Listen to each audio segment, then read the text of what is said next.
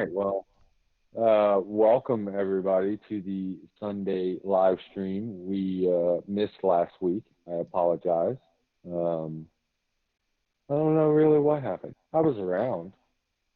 Spaz You had wasn't. you had gotten back from traveling. You had a Yes, that long is true. long travel That is from true. work. I had just gotten back from work and whatnot. I Might was not have kind of been the best in time. limbo land. Um, but here we are. We're at the We're back little at the Shire. Sunday We're back at the Sunday Shire. Yeah, Sunday round table, so to speak. We've got Lokiwa with us today. Not sure where JD is, and not sure where EJ is. EJ said he was going to be here, but he is not. Lokiwa, he's your friend. Where is he? Honestly, I never asked him. He said for He, sure. He said for he's from sure. he's I'm from the gonna be states. there. He's a I'm college gonna be kid. there. He's from the states. He's just trying to make some money like we all are. Well, if he comes back and So watches the replay, this is a uh, sign to him to make sure he doesn't miss out next week. that's, that's right. That's right. Well, to tonight, basically, we'll be talking about a few things. Obviously, the last week and this week coming up, as well as an indicator that we're starting to take a look at. We kind of touch base on a few different ways to trade every week. Different indicators you can use. Inside candle. We've talked about different Engulfing candles. bullish engulfing candles, bearish candles, and stuff like Yeah, that. And using we've pretty much listed every single indicator on Pat. But you can look it yeah, up. well, yeah, Josh has and we're done a good combining job them at it. all. We're Yeah. combining them all, and you use what works for you, and then you don't use the other stuff. But we're True. starting to work on squeezes now, and it's not your traditional short squeeze as you would say, where shorts cover and all of a sudden the stock goes up. It's a different type of squeeze where it's a volatility squeeze, so to speak. Basically, the volatility or the average volatility, I should say, has all of a sudden quieted down, so to speak. The calming of the storm, the eye of the storm, the calm period, and all of a sudden that's going to explode and go back, at least go back to the average point, but even past that, because of the fact that it consolidated, so to speak, or calmed and kind of compressed and built up pressure. Um, a lot of times it'll go way beyond the average volatility, and you'll get a much better spike to the upside or downside. So we'll be talking about that as well. But last week, the main play really was EV plays. Neo, Lee, XPEV, KNDI actually did well. Workhorse did pretty well last week. Solo. Solo did well. Yeah, a lot of EV plays did well. There were some other Oh, plays as well out there, but Even some of the energy plays that were just kind of just tied to the EV. I mean, even ones that weren't tied to it. well, Energy has yeah, that's been just a big that's play in that's what general. you're looking at. Looking at right there on my chart is Neat, which is an energy play. is Um, anybody is anybody else surprised that Naked is still running? and Naked, Naked Brands Naked out of nowhere. Uh, just comes out of nowhere and just runs like crazy so for 2 days. speaking of Naked Brands, I'll bring that up on the squeeze chart here. Um, this is not a squeeze I would have played. Obviously, you see it squeezing on this, all these red dots this whole time, and then all of a sudden it fires a squeeze and it takes off like crazy. But because it's squeezing for so long and just a flat, it's not necessarily something I would play. At least not on this time frame. I don't know. See different time frames whether it It would doesn't be want to load something for you maybe. though.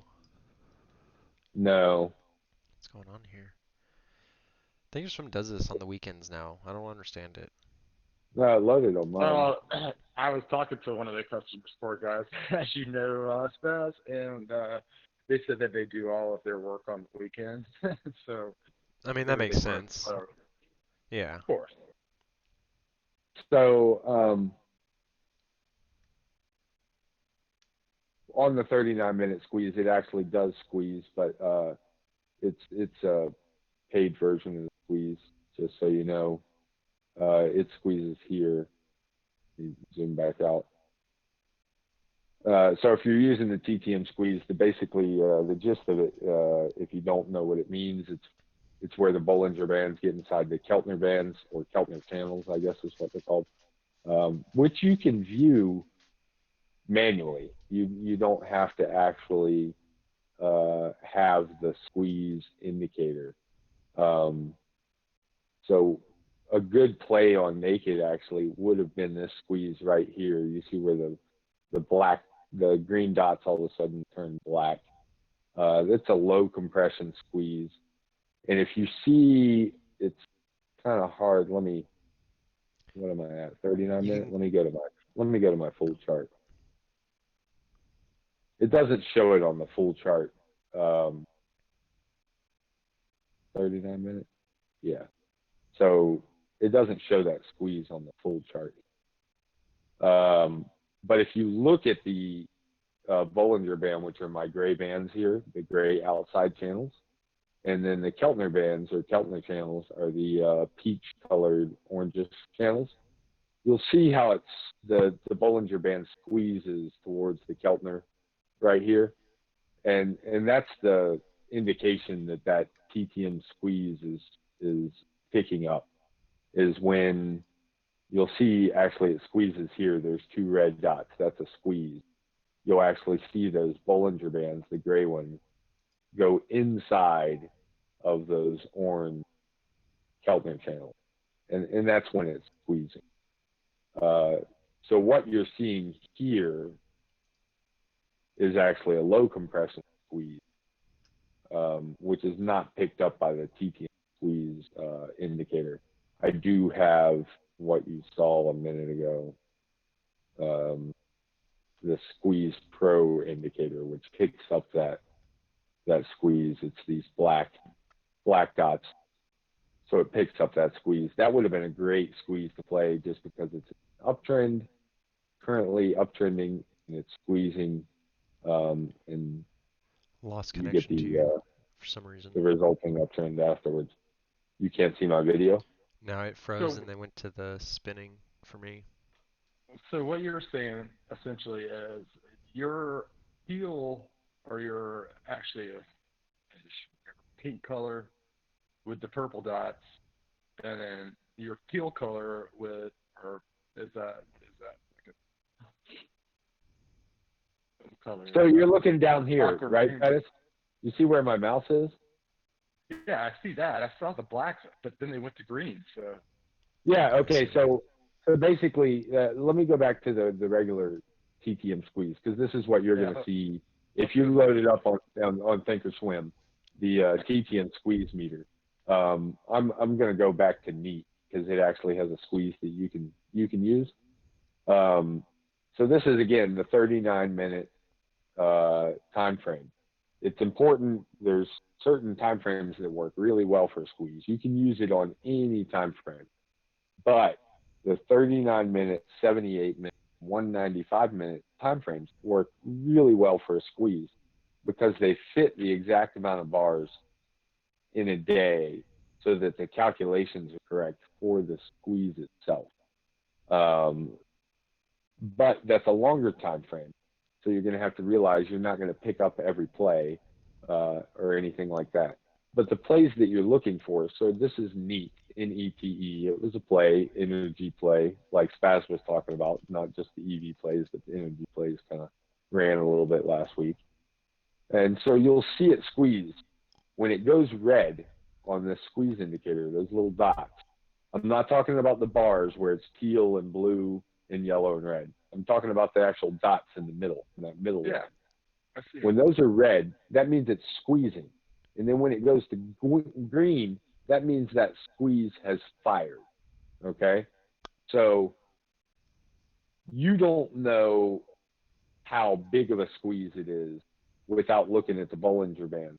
Then you can tell how big of a squeeze it is, how tight those Bollinger Bands get, is how squeezy it is, so to speak.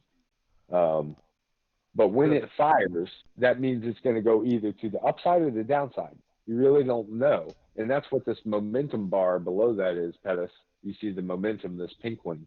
Um, there's a zero line, the gray line in the middle. And so when the momentum bar is below the zero line, if it's squeezing, generally it squeezes to the downside. And then when it's above the momentum line, the zero line, it'll squeeze to the upside. So you see it squeezing here. This would not be a squeeze that you would want to play long, maybe short, if anything. It didn't squeeze that far short, so it wouldn't have been a great Yeah, short. the momentum indicators, if it's below the zero it's line, that below would the indicate zero. It's not to good. go Right. short. Yeah, that means it's going to squeeze. It might squeeze down though, not up. Right. Now, as you watch here, it takes off. You don't see a squeeze here. It takes off. Then it consolidates a little bit. You do see a squeeze here. These red dots again, and this is a squeeze to the downside. So you see the momentum bar is below the zero line when it's squeezing. It's already trending down when it's squeezing. Obviously, a sign that it's going to continue to the downside. And then you have your histogram here, the red and yellow bars with the blue and teal bars. That's also momentum. So red is bad momentum. Yellow is good momentum, but on the downside. It's coming back from a downturn. And then teal is great momentum, whereas dark blue is negative momentum, but still on the positive side of momentum reign, so to speak. Okay, cool. That makes sense. So this is where I would have played it, where I would have played meat on squeeze, is that you've got this uptrend here. It consolidates in a flag pattern, still uptrending really. It's not even downtrending, and it squeezes. At that point, that's where you would have jumped in during the squeeze. You don't even need to wait for it to fire. It's already uptrending. It's squeezing on the long time frame. That's a good sign that, hey, this thing's going to take off and squeeze to the high side. And again, the momentum down there at the bottom is above the zero line. Everything looks good. A great play, so to speak. Good example of that. Another good example and another energy play, Sun W. Sun W, same thing. So I probably wouldn't have played this squeeze. Now this squeeze worked out. It ended up firing to the high side, but there's nothing before it that gave you an indication that this squeeze was going to turn out good for you. Here you've got a low side squeeze or a downside squeeze. Momentum bar was actually above the zero line here on the squeeze, but as you see, it squeezed to the downside. That's kind of where you have to kind of use some of your other indicators. It's already downtrending. The histogram's downtrending. Because on this, that kind of stuff. The question I have on this is that right before that squeeze, the lines come together. I'm sorry, after the squeeze, the lines come together. Where at? And it's before the squeeze that you would have gotten in on neat. But you see right before on that. neat. You're talking about neat now? Let me go back. Yeah. This one right here. Oh, okay, you're on Stoneworks. Fine. Okay, yeah. Whatever you're looking at now. No, I just changed it. I just changed it back to. I think your video keeps pausing on Lokiwall. I don't know if you're having any issues as far as latency or. Sounds like he's a little behind. Yeah. Are you behind, Spaz? Do you see it? I don't see it yet.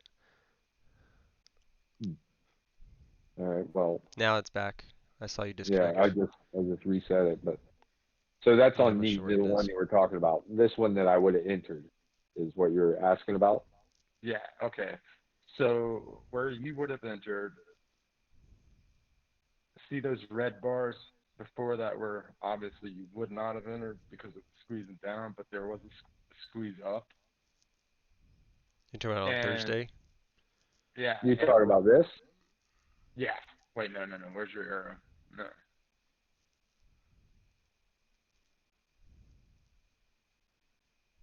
It'd be in a downtrend on Wednesday, and then it picked up Thursday, but pulled back a little bit before running Friday. It's just to the right of where it says low 7.1. Just go to the right a little bit, and it starts Oh, showing this right here. up. Oh, Yeah. Tuesday pre-market. Yeah. Well, that's not a squeeze, is what I'm saying, Pettis. So when it's squeezing is I when know, it's these but my red dots. question is why are the lines going together when there's no squeeze? That's what I'm having. It's just a Oh, shift in from the yellow momentum. to blue. That's just a shift in momentum. All the histogram is the yellow lines and the teal lines and stuff is momentum shift. Okay. You can actually use that as a good way to exit. So say you entered on this squeeze right here, the one that I'm talking about that would have been a good. Okay, you would have rode this all the way to this momentum. When it shifted from teal to dark blue, that's your sell point. You actually don't have your volume on, but I just now realized that, but on Monday there was almost no volume coming in, where Tuesday that's where it really picked up.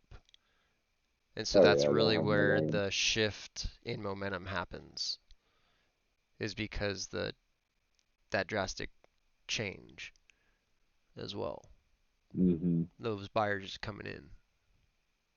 But this is just a good example, Pettis, is if you're going to use the squeeze, you get a lot of false indicators, especially on the lower time.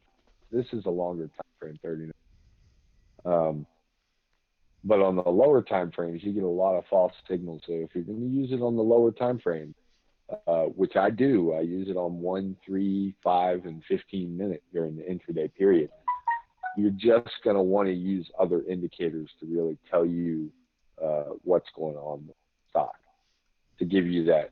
And you might see it like 100 squeezes in a day or more on a few different stocks that you're looking at, but only one of them is that really good setup that you're looking for to play. And so that's what you're looking for. You're really still looking for the same thing, where it's a spike, a pullback, hopefully not a pullback at all. Maybe it keeps the same, kind of like this does, keeps the same price level. But even if it pulls back a little bit and then consolidates but squeezes, it's still got that upward momentum. So that's usually a good sign. But on these longer time frames, 39 minute, 78 minute, and 195 minute, you really see this kind of action play off really well. So if I was to go to my square chart here, this is the 39 minute in the top left corner, 78 minute hit your video right again. corner. Yeah. Are you recording too by chance? No, I'm not. If you maybe want to, just because I've had it, it's like lagging out to where it freezes your video. It'll come back if I like I shrink to the grid and then go back. It'll come back, but it takes a few seconds. Okay. So this is the grid view where I use, it's got 39, 78, 195 daily for these squeeze. And same thing, like I said, on these longer squeeze time frames, like you're looking at the 195 here, it definitely squeezes off into the big run up. But this squeeze here is a great squeeze to enter. Same with this squeeze, it's almost the same spot. Not quite, but this squeeze right here on the 39 minute, 78 minute doesn't really show that many great squeezes. This one is not bad, where it's already spiked, consolidated, and then you can pick it up here as it runs. That's where I was talking about. That's where I'm talking about. We're right where you are. is where I was. Yeah, right here. Yeah. Well, when you look at that, so even if you weren't, like I said, you weren't using the squeeze indicator, you see these bars that I'm talking about. The Bollinger Band is the study in the Keltner channel. The gray bar that I got highlighted here is the Bollinger Band, and the Keltner channel is the red. So when the Bollinger Band is outside of the Keltner channel, generally speaking, the stock is moving, in whatever direction, up or down, doesn't matter. But when it's inside, like this, it drops inside, that's when it's consolidating or squeezing. So it can be consolidating, not be inside the Keltner channel. So it's not squeezing, it's just consolidating. But here you see it's actually squeezing. And that's what it looked like in that situation. Was it just consolidated and yeah, just dropped. And then as soon as those Bollinger Bands go back outside the Keltner channel, that's when that squeeze fires, either to the downside or the upside. Just got to kind of play it, like I said, but the momentum is a great indicator using that zero line. If it's above the zero line, it usually fires up. If it's below the zero line, it fires down. Well, that's another good indicator. But you can't use it by itself. You can't use momentum by itself to really give you a good indicator. It can be used with many different combinations. It just works really, really well with the Keltner channels and Bollinger Bands. Yeah, exactly. To detect these squeezes. And the reason that you want to play these squeezes is that they give you a high probability of a big move and not just, hey, the stock's going up right now, let me get in and make a few cents on this increase in price. This actually gives you an indication that it's squeezing or pressurizing, and all of a sudden it's going to explode out of that pressure. So that's why the squeeze is really nice. We kind of went off on a tangent there. We were talking about last week was great with the EV plays, and this week coming up, we've got Thanksgiving. Happy Thanksgiving, everybody. Happy Thanksgiving. We also happy have Happy social distancing Thanksgiving. Yeah, if you have it at that. Happy social distancing Thanksgiving. This is Jeffrey Dahmer. Nobody's going to tell you that myself so much I'm not even allowing a turkey in my house. That's right. I'm going to wait till Friday and go get a 24-pound turkey discounted. Oh. So other things you got is retail. Retail is going to be big this week, obviously, with Black Friday, Cyber Monday, all that good stuff, all the Christmas stuff. Retail should be big. I still kind of expect a little bit out of the EV plays and the energy plays as well. I expect a little bit out of the Black Lives plays, like the DGLY. What is it? WTRC. We haven't seen anything. Is that the name of it? BYFC. No, not WTRC. What is it? The Wrapped. Can't remember. I think it's WRC. WRTC? Yeah, WRC. Yes, Wrapped Technologies. We have not seen much out of WRTC lately. It actually looks like they've actually had pretty good range. Now that I say that, from 6 to 692. Not bad range. 578 from 578 up to 625. It's kind of been stuck in a little bit of a range recently 10%. too. For the last week 10%. Or two. Yeah. Pull that up on the squeeze here. So it's actually in a low compression squeeze on the 39 minute, low compression squeeze on the 78 minute, a mid compression squeeze with buy entries. Restart your video again. On the 78 minute. Oh, reset my video. Yeah, that's all the different. So, yeah, low compression. It's like it freezes when you switch tickers. And 78. Yeah. a mid compression squeeze on the 195 with some early entries, a mid compression squeeze on the daily. So could pop off, but it could just be a dud. Could just be I mean, also a take a roll. look at that momentum though. That momentum is on the downside. Yes, it is. Well, depends on what. At the same time, really only on the 178 is where the Keltner But either channels way, are that doesn't matter. right. If these plays end up being type of move this week, then it's going to play regardless. For sure.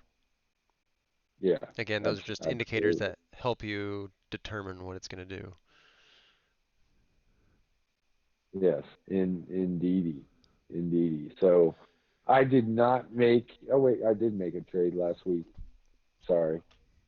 I will go over my NGL trade actually. NGL, I was not using squeeze or anything like that. As a matter of fact,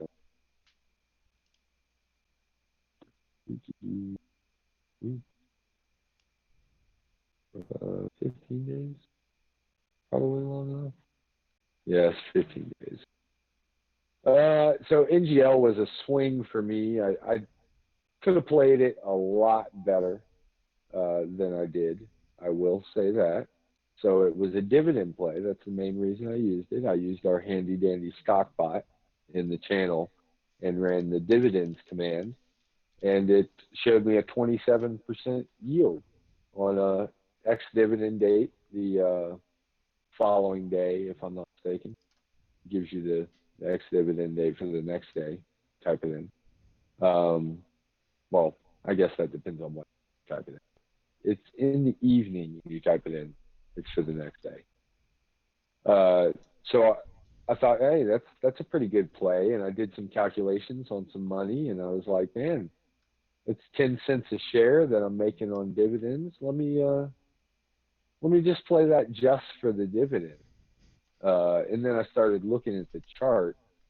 Go to the yearly chart. Are y'all caught up on the chart, or do I need to reload my video? Move your mouse? It's on the yearly chart. Oh, yeah, reload it. It's ridiculous. I'm not sure why it's doing that. There we NGL, yeah, NGL, obviously big energy play or energy dividend stock. Used to trade pretty high before COVID hit, and then took a big dip. Ran back up after COVID quite a bit, up into the sevens almost in June there, and then kind of has downtrended since then. Announced a big dividend cut from 20 cents to 10 cents, and that's for the most recent drop off right here that you see is when that dividend cut was announced. And so I was actually looking at it as a swing to at least get back to the $4 a share range. I'm still looking at it as a swing. I actually hold some free shares on this play. We'll go back to the 5-day 39-minute. I'm gonna upload my video just because. What's the name of this ticker again? NGL. So it's really a dividend play. It was a 27% yield. Pretty substantial. Yep. Pretty substantial yield. So 27%. Now the reason it was 27%, let me just explain that to you, is that because they announced a dividend cut, so their dividend was 20 cents, dropped to 10 cents. That's not good. That's a 50% dividend cut or 100% dividend cut, however you want to look at it, both ways. But that's a huge cut in the dividend. So their price dropped. And so the reason the yield's so high is because the price swings, the price of the stock. So your dividend is based on your share value. So if your share value is down, your yield's going to go up. So a high yield doesn't always mean good things. But when I looked at it as a swing and a great chance at it's not going to go much lower. So I should be able to at least make my dividend and then get out of the stock without too much loss. They did have earnings coming up. I played that into account. So to play the dividend, you actually had to play it on the 5th and be a stockholder on the 5th. And then it was payable on the 13th, that dividend. So I held it and I took a loss, obviously. You see this big loss here. And I actually took more of a loss. Dividend was paying, but I knew that it was going to be a good, had some good faith in it, and knew that earnings was coming up. So I was actually hoping on selling before earnings, which I should have done, but I don't remember what happened. I think I had to go somewhere for work, but I kind of lost track of the market on this particular day where it did spike up before earnings. I did not sell then.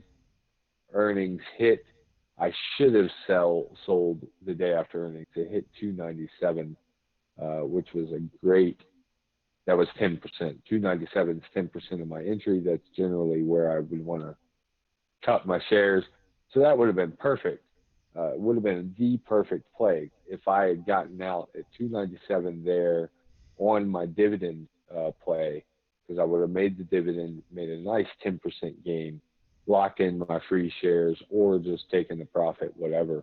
But as you can see, it downtrended to 227.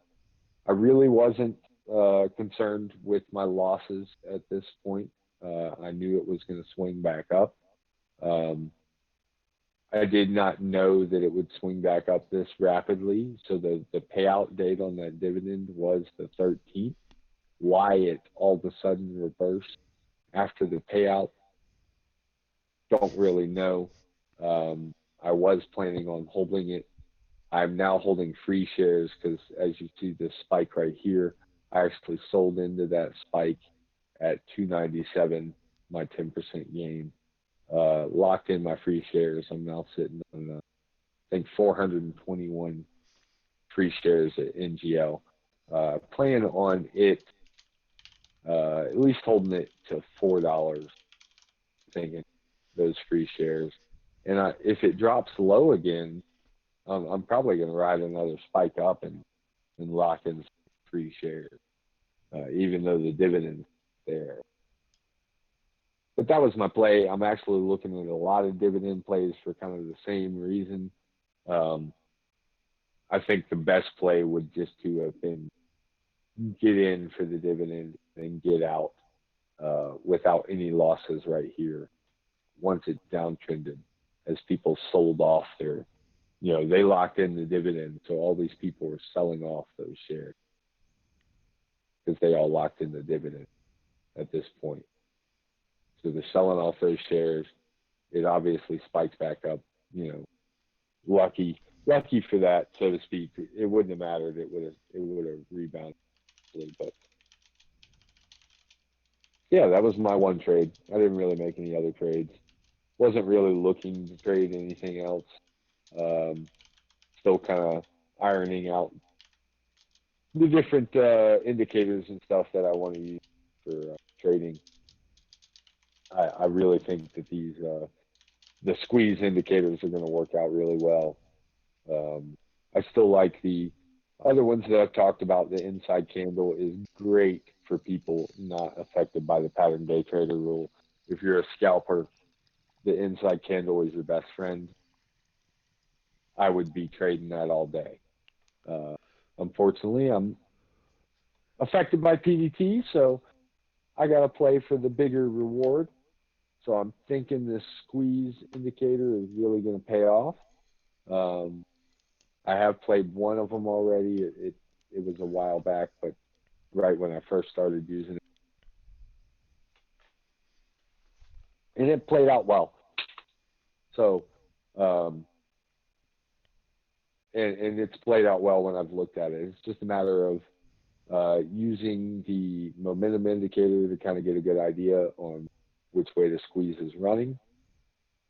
I do recommend playing the squeeze on something that's uptrending. So Sun W, um, go back to my time frame, and I will read a little bit.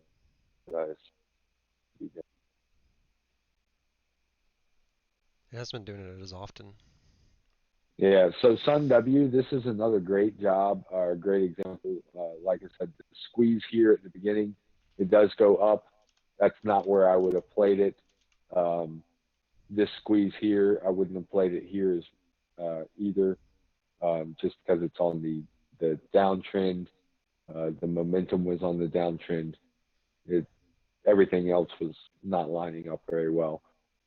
Again, this squeeze, I probably wouldn't have played either of these squeezes, even though those are the first squeeze for this big run up. That's not where I would have played it. But this squeeze right here, where it's on the uptrend, consolidating, doesn't really lose much of its gain. Squeezes, that's where you would want to play it. And as you can see, that's would have been a great result for that hold. I mean, you could have held it for 10%, or you could have held it with a trailing stop, um, however you wanted to play it, free share, whatever. But that's what you're looking for, is that type of uptrend, so to speak. IDEX, it kind of gets it here, so you got an uptrend here. It consolidates, squeezes, and your histogram's pointing up. Uh, you're above all your EMA lines. That's why I have the EMA line added to the chart. So that would have been probably a decent squeeze right after this up squeeze. Bam. Ride the big wave. Solo is a great example. This squeeze right here, although it's very brief, you would have been quick to catch it. That's a uptrending squeeze right there. Even this squeeze right here, as you can see, the stock is trending down.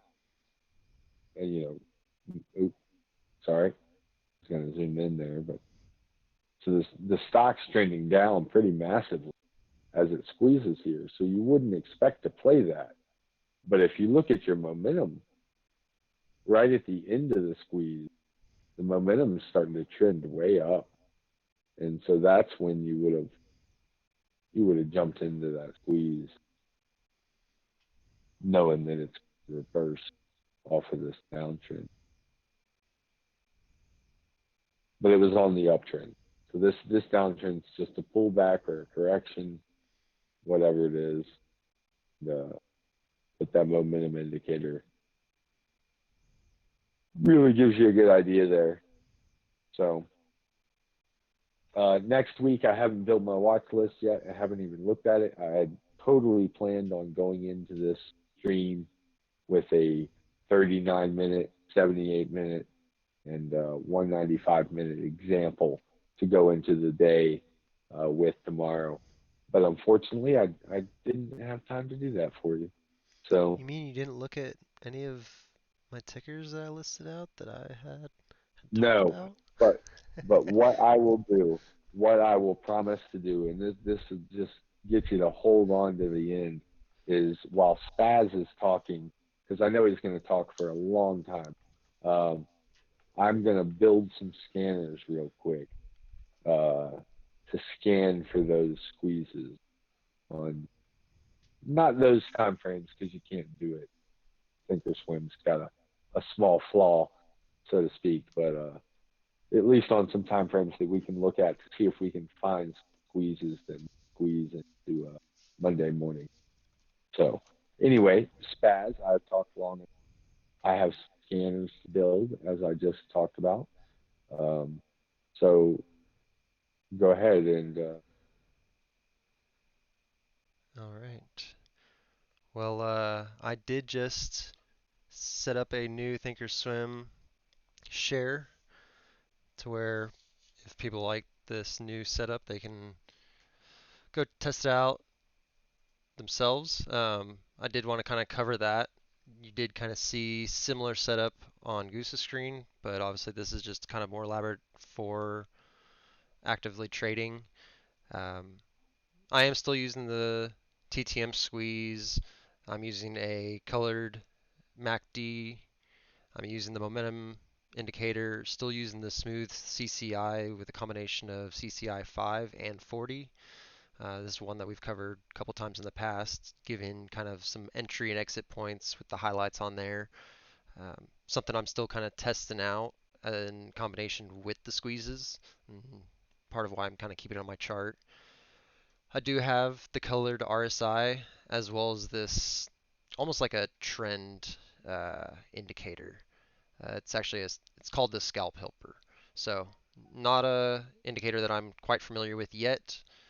I'm still kind of studying and watching. As you can see, it kind of follows the general squeeze routine, kind of falls on a little longer. Um, but that's just kind of the lower indicators that I'm using.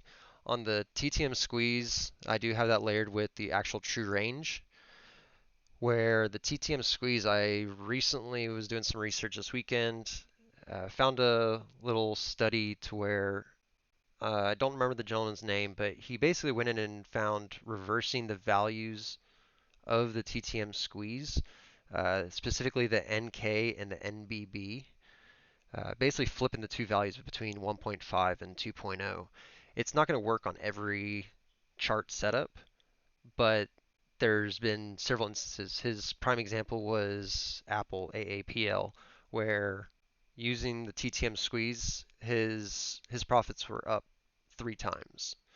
Where he was originally just off the TTM squeeze, trading this one setup, and then going back and back testing it later on with this exact setup, and 3 times the profit that he was taking out of it. So something that obviously I haven't messed with it through the intraday yet. I am going to be testing it out, seeing how it works. It's basically just reversing to an extent. It's reversing the dots. Um, so on here, this could have uh, originally this was most likely a red dot through here. Well, it's flipped it to a green. This was going to be a green row of dots and then red right in here. So it is reversing it, not 100% as far as that, but it is to a fairly good extent. It obviously just depends on the chart itself. On my upper chart itself, I am still using the Bollinger Bands and Keltner channels. The red is actually the Keltner, gray is Bollinger. I have been using this trailing stop, so that's still on my chart. Just change the color up on that. It's good for both short and long positions. It's these little gray dots, and I don't have the ability to go short, so that's where I just kind of have it hidden, but it's still there to where I can kind of see if that momentum it's sticking with that momentum. You can kind of follow it. Um, I still do need to adjust kind of the coloring in here just because the colored MACD. Actually, you know what? I'm going to go in here real quick, bump this up to a 2. A little larger to see now. I'm still using the EMA 4 and SMA 9s. I believe I actually accidentally deleted the SMA 9 just before this by accident. But that's just kind of what I've been using to confirm trends. Outside of that, I have recently added a new strategy for backtesting, and this is basically to find those entry points for the squeeze setups. It's custom created as far as kind of the percent gainage that you're looking for. So when a squeeze fires, it's going to find the entry point, it's going to mark it, but it's going to plot your exit based off of your percentage set in the coding. So I have it default set to 12% just because that's kind of that happy medium that I want. I'm ultimately looking for a 7%, but 12 is kind of that higher range. But ultimately, it would be nice to get those squeezes that are that 20%. Um, I am looking for those quicker gains just because I've taken some heavier losses in the past. I'm working my account back up. So obviously I'm not shooting for that 20%. That's where I've got it set for the 12. This is the back testing.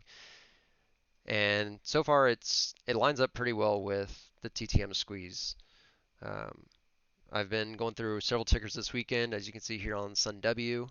Uh, this is not necessarily a squeeze that I would have entered. In fact, just overall on any time frame, looking at it, if I went over here to the 39 minute, Goose even went over this as well. I mean, in here, I'm not even getting a signal. So that's where going through the multiple charts, it's really helpful to see your opportunity.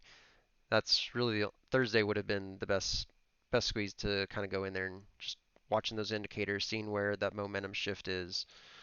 That's really going to help out, as he was talking about before. Um,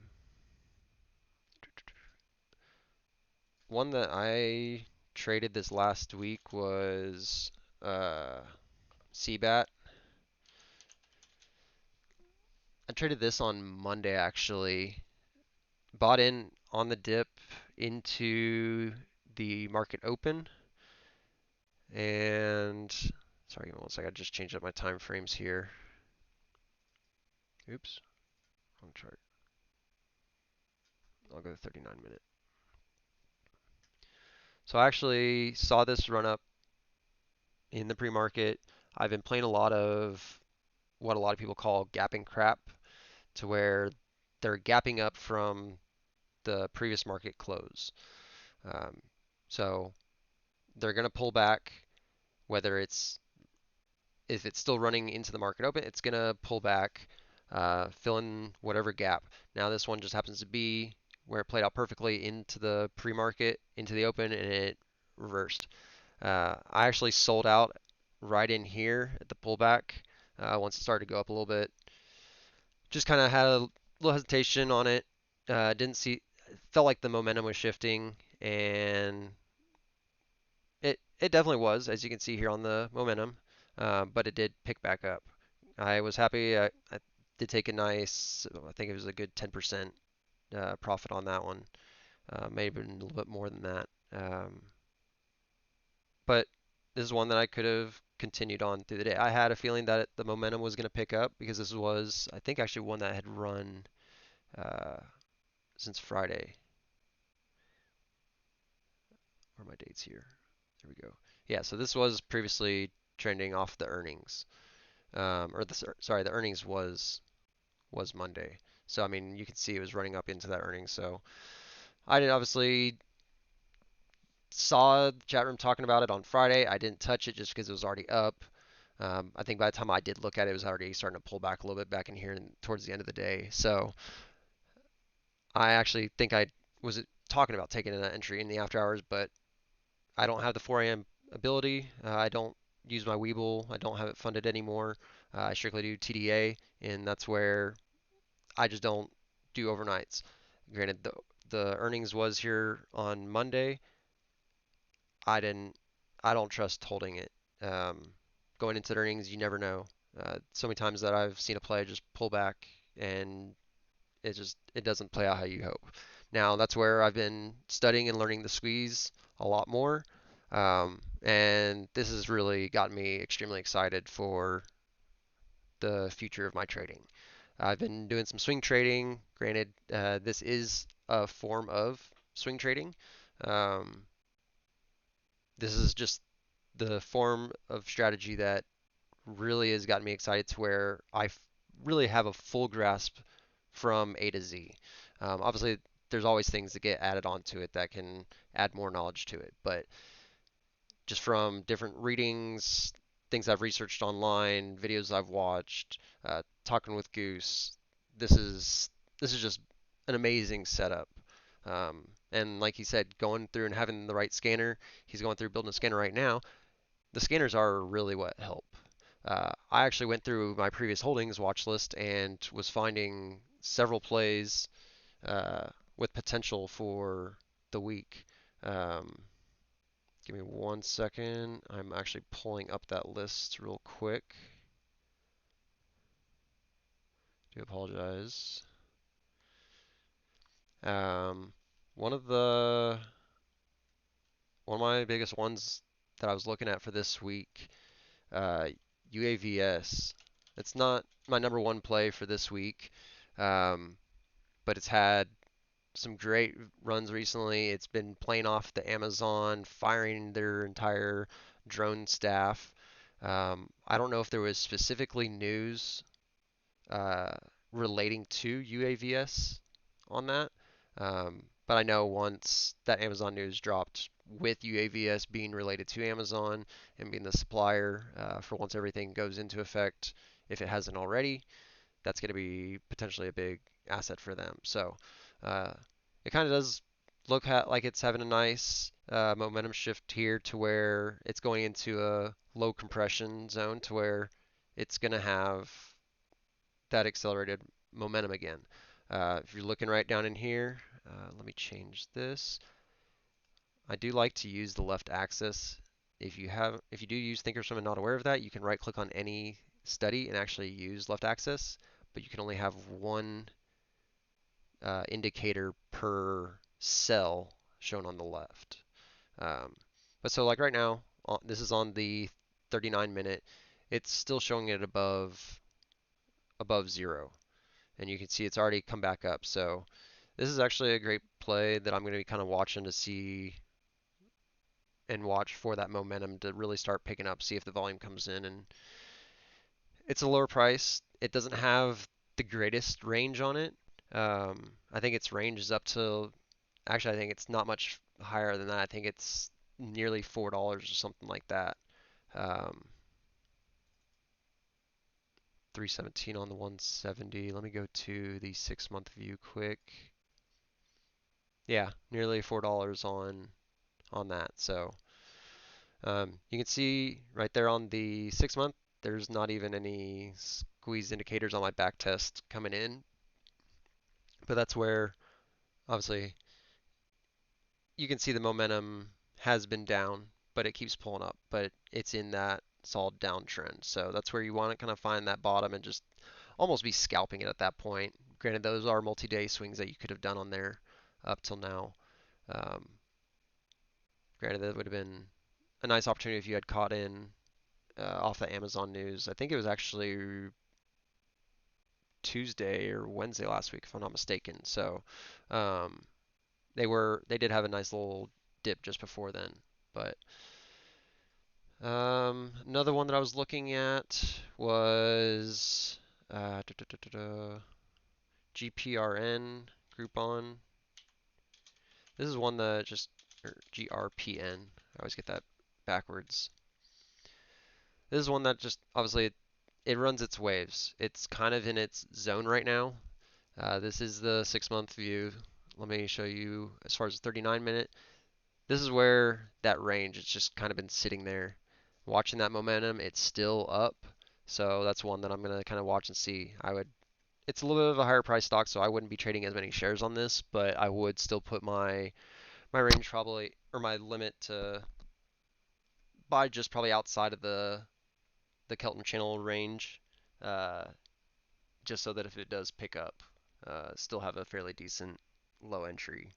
Granted, I don't think it is retail season for it, so it may really kind of pick up. They've been kind of in the slumps with COVID, with everything kind of just closed. So I mean, they've been all the way down to I think $10 a share, $20 a share, something like that. So I mean, I don't think they're that too far off their low.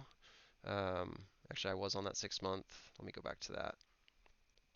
Okay, so 15 was their 6-month. So I mean, they do have a decent range, and they're right there, kind of in the middle. Not too much room to go, but can be a decent little trade. Um, Ford and GE. I'm going to take a look at Ford real quick. Here's the 6-month. I'm going to jump over to the 39. It's kind of my go-to. When I'm intraday, I tend to have one chart on the 3-minute, and I'll have a grid kind of like you saw in Goose's. In fact, I'll show you. I believe I do have that set up in here as well.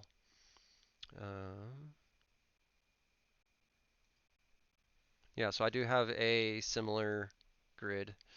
That way I can kind of just see those general time frames. So this is where I would be running my 3-minute intraday, today view, I should say. But with the it's been kind of downtrending, but in that nice little range. So Ford, good company trade, something that I've actually been looking to get a position and hold for a while. Obviously, I don't really know as far as them in the EV market. That's something I yet to research. So it's something that I do feel that I should have already had a position in, if anything. They are still up, but it does have it does have a nice setup for a squeeze. Just um, looking off these multi-time frames, um, you can see just the nice consolidation, the momentum. I mean, the momentum's almost up completely. Granted, the was it 78 and 195 minute.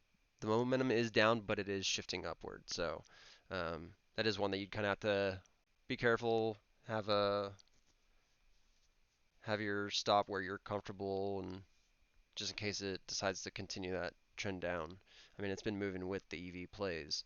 Granted, it's not as hot as Solo and NIO and Tesla and these others, but it's still moving with the market.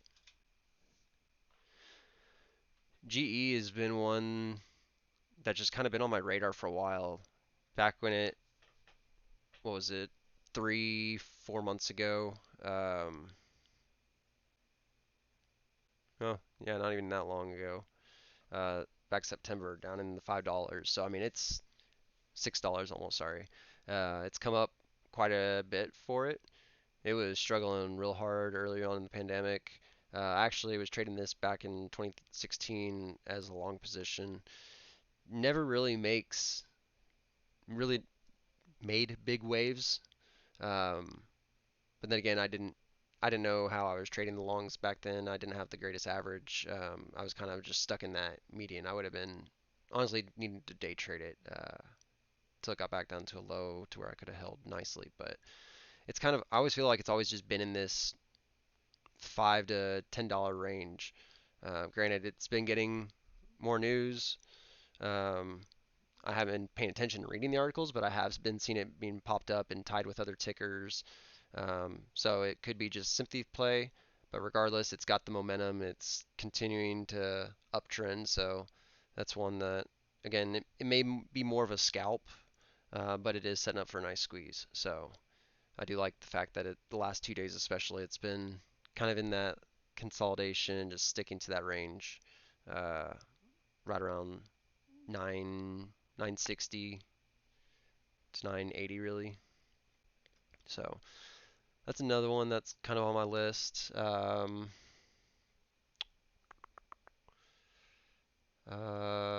Previous runners, I actually was looking at GRIL. Uh, it's kind of been doing the same thing. It seems like it's been setting up like it can run again. Granted, it's near its recent range or near its recent high, but it has that high up there near 4. So I mean, it's got a decent range that it could go. If it gets the strength, especially with the earnings recent, there's still some momentum to it. So it's another one that I've just kind of been watching to see if it sets up a little better to potentially squeeze. Um, but I'm also looking at it as just a gapping crap, as I was saying before. Um, I do think that the weed stocks are going to start popping up, especially retail week. ACB recently had some nice runs. It's been a little over a week since it went up, hit the 16 range. Um, but looking at it more just at the last week, it's kind of been in that lull. It's kind of popped back up, and it's been picking its volume back up. But for what, over a week now, it's been just staying in that $6 to $7 range. So um, it's been setting up nicely to squeeze, but that's also one that I'd want to kind of get a little bit lower. That's one that was trading $3, $4 less than a month ago. So it's just with all the legalization and the elections, with Biden going into office, all that kind of stuff, it's been all the weed stocks been up. So ACB, even though it's a Canadian company, they've been kind of in the sympathy. I'm just really more so curious to see what they do with their new CEO and actually start getting closer more into what the rest of the market's doing.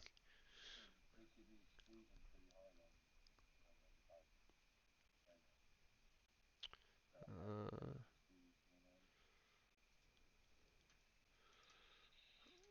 let me see here. Oh yeah, kind of been in a long high compression too. Shoot, really the last week, maybe a little longer. And if you see it's been staying inside on the 195 minute specifically, it's been the Bollinger Bands have been staying inside the Keltner channels. And the more narrow the channels get, the better it plays if the momentum is in the right direction. So with this being such a tight movement, do what? Cool. I was gonna show one more chart actually. Uh, actually two more. Um,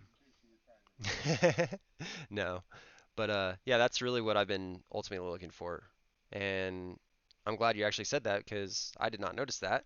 Um, so this is actually something that would be, a, in my opinion, if the momentum continues to keep up. Granted, right now that is just barely above zero from Friday. It did look like that momentum did shift up because of the volume uptick in the afternoon. So yeah, this could potentially be a gap and crap Monday morning, tomorrow morning, and then running with the retail week and the rest of the wheat stocks if they all get that kind of momentum. Uh, SNDL, same kind of thing. Not quite as much as ACB. It's kind of expanded and contracted a little bit more, but and at the same time, its momentum, or sorry, its volume has kind of stayed consistent. Um, but the momentum it's staying there. It kind of dropped off a little bit, as you can see on the 195, but um, throughout the other charts, you can see it's really staying pretty constant. So this is another one that's on my list. Uh, Granted, it is on the, sorry, that's the 78 minute. It is actually below the zero. So that, that is just one indication to where you do kind of have to watch it. Actually, the 195 is below the zero as well. So there's potentially where it could pull back as well. But um, again, kind of those tight, tight Bollinger Bands inside the tight Keltner channels. That's really the one of those prime setups I'm looking for. At the same time, getting those squeeze setups. I actually do have a scanner that I built that specifically is running and scanning for the Bollinger Bands inside of the Keltner channels.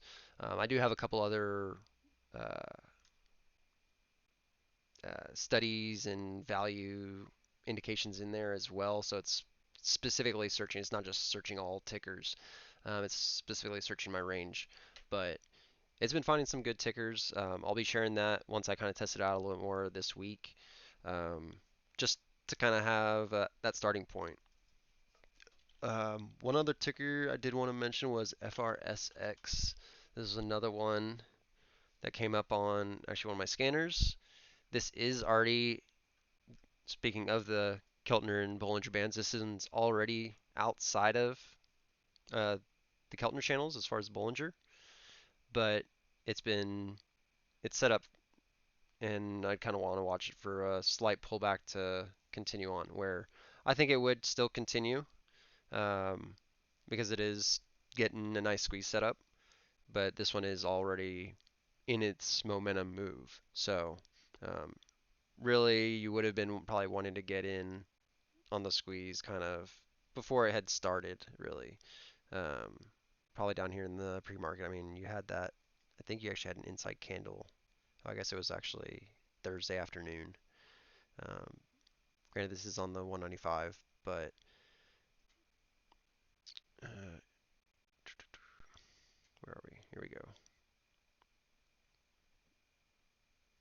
is where I was looking. Sorry. Lose myself here. Yeah, so I mean, you did have a couple of the back-to-back inside candles, and sure enough, the trend reversed and continued. You did have a little bit pullback, but it bounced off of the EMA 21, and so that's something else that I kind of watch. Still confirming the trend within the EMA 4 and SMA 9 as well, which that did break that trend, which you could have just basically been scalping it through the day, but um, all right, I lied. One last ticker. PEIX. I'm sure people are tired of hearing me talk about this ticker. 6 months ago, I found this thing thanks to Charlie on Bazinga Squawk.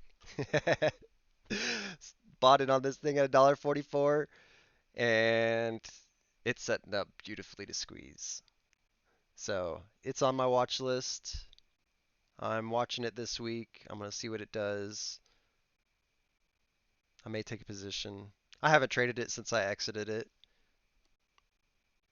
and then decided to take a crappy trade. So I am down a little bit, but this is one that is a very, very good stock. In fact, it's thanks to them that I have alcohol at Walmart, even though there's only like 12 bottles a day. But yeah, I've got another form of cleaning agent now thanks to them. So, thanks to them trying to shift their business from ethanol to medical grade alcohol. So, it's still in the process, and in a form, it's becoming a concept company, just like XSPA did with shifting their business during a pandemic. So, it is kind of a risky play with doing so, especially seeing that it's on the other side of the mountain now. But I don't know, it's setting up for a nice squeeze in my opinion, and it's up on my watch list. So I've got a good roughly, I'll be posting my watch list tonight, but I've got about 23 tickers or so uh, that I'll be watching this week between my specific Monday watch list and then just the weekly watch list. So it's more so me kind of, this is all me back testing. I'm not probably going to be actively trading this week. Um, I'm because I haven't seen a lot of this stuff in play quite yet during market hours, just because it's a lot that I've learned and taken in over the weekend. So that's where I'm back testing, kind of putting my almost like a paper trade mental. Well, I guess I could say paper trade because I have written down the limits and stops and planned exits. So um, a physical paper trading just to kind of back test and kind of see how things work and where I need to adjust. So um, doing that, I am also, I stated before, as far as the trailing stop indicator on my chart, the orange dots and the gray dots. Um, Obviously, per the time frame and the candle themselves, it's going to differ chart to chart. Um, but it's been a phenomenal, helpful tools with the back testing that I've done the last couple weeks using it. So um, I'm not sure if I have shared that, but those with Thinkorswim, I will be sharing that. It is called an ATR, actual true range trailing stop. So I'll post that tonight as well. But um, yeah, that's what I got. Just kind of watching those. I am kind of curious and watching gambling plays as well. Um, Penn's kind of down a little bit. Uh, DKNG I think has kind of pulled back a little bit as well. There's been some more IPOs with gambling, so that's becoming a hot market too. So I'm curious to see where that goes along with the weed market, with how the election's progressing and being so awesome. Watching Trump go play golf and not go to the G7 summit and whatnot. Or G20 summit, sorry. G7, what the hell? But that's what I got.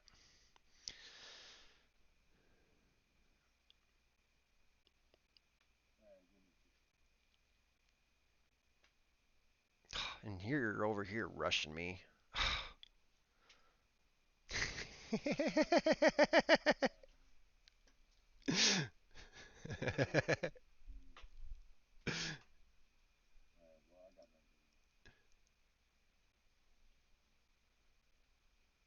And my Discord decided to take a crap just now.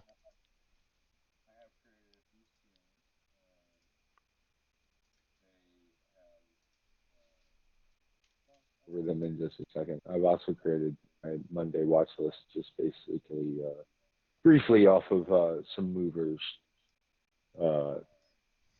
from Friday. Nothing.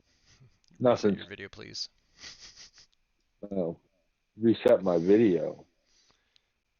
My Discord crashed when I disconnected my video. I forgot I can't do that. And then your video wouldn't connect. So we're good now. Thank you. Working now? Yeah. All right. So yeah, the scanners. So let me get into them. This is the way the scanners are set up. I've got one for 4 hour, 2 hour, 1 hour, 30-minute now that I just get set up.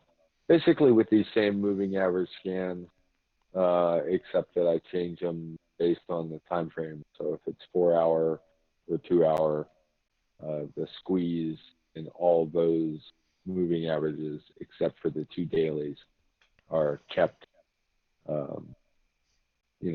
with the time frame. And then stock last is just 10 cents. So I want anything over 10 cents. You can change that to whatever you want. You can add volume in there if you want. You can add shares in there if you want. The outstanding shares. However you want to do it, but that's how I got it set up. So we'll take a look at a few of them. Right now I've got the 30-minute squeeze chart showing. Now I've got it on a 39-minute chart on my chart that you're viewing, because we want to use 39 minute, 78 minute, 195 minute charts for these squeezes. So these scanners are going to bring up 30 minutes. So it might not actually be squeezing 39 minutes. But that's where you kind of can look at it, look at the chart, look at the Bollinger Band, see what they're doing, and get an idea if it may start to squeeze on 30 something. So KXIN, that's already on my watch list anyway because it was a big mover on Friday, as you can see. That's showing up on the 30-minute squeeze, 39 minutes, not quite squeezing yet, but it does look like a possibility that if it starts to squeeze in the pre-market hours, it's a good chance it could take off as well. Reload the video again. Yeah, this is stupid. I don't know what the deal is. Here you go. Okay. So you saw KX. Yeah. It's like AYRO. It's fun, but when you like switch tabs, it'll freeze up. Okay. I actually really like AYRO here. It's on my watch list anyway because it was a mover on Friday as well. But it's setting up on the 39-minute squeeze right now with an uptrend. Just looks good to at least break this high or get to that high. So that'd be looking, if I was going to play that squeeze, I'd be looking for that exit, which would be about 20%, something like that. But so yeah, I'd be definitely watching AYRO. BLNK, again, not squeezing on the 39-minute. You can see the Bollinger Bands are starting to squeeze in a little bit. So there's a chance that it will start to squeeze on the 39-minute, but currently not. Definitely an uptrend if it does start to squeeze on the 39-minute like it did here. I would have definitely played that had I caught it.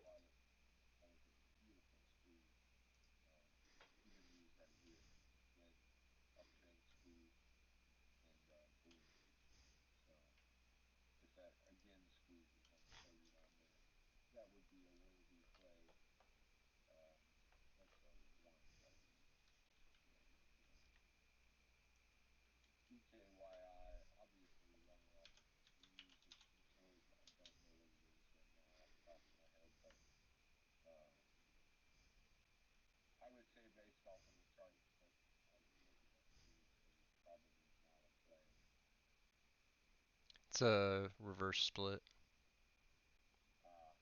Okay. BKYI. Yeah, Yep. I probably wouldn't say that. Not squeezing on the 39 minute, but if it does have a squeeze, it looks like it's about to. Um, very close on the Bollinger Bank there. That momentum crapped out though. Yeah, it's barely above the zero line, right at it. So who knows with that one? It might be something to watch. What's the range on it? The range is pretty good, I must say.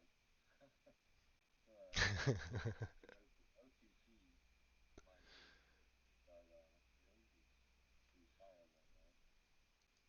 That's not really the chart we're looking for with the choppiness here.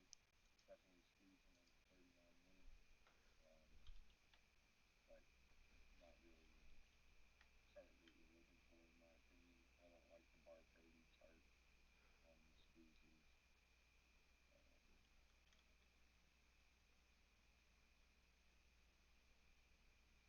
Um, eh, it's another OTC. I mean, the range is 10% anyway, based off the chart. You're getting more than 10% on that range anyway, so What's that ticker? could be a play. ACEZ,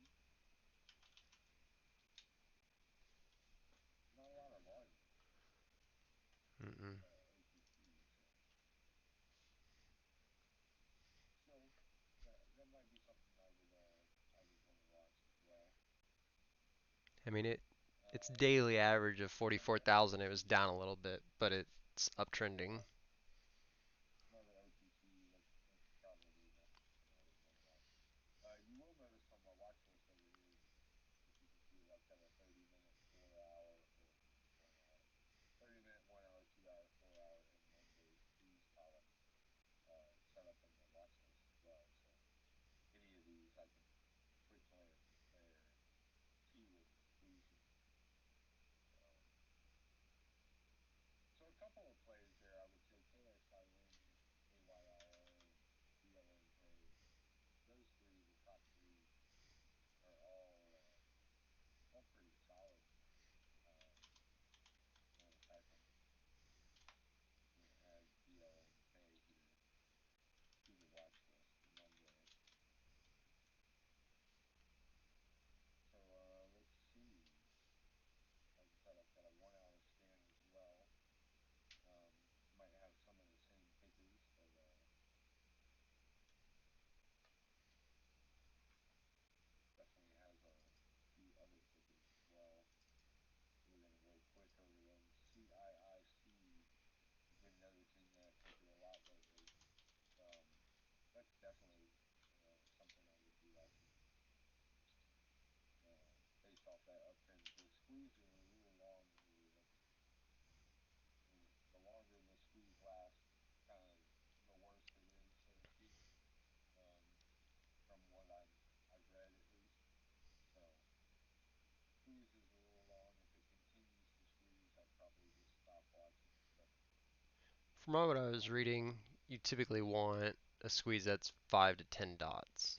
Anything more than that, it's not gonna really be worth your Yeah, while. Anything less than 5, it's not squeezing. exactly. So um, I'd still watch it, but probably not top watch. But not squeezing on the 39 minute, but it's got a nice little uptrend here from 175 to 219. That's pretty good range. It's at least 10-20%. So um, I could keep an eye on it, I would say.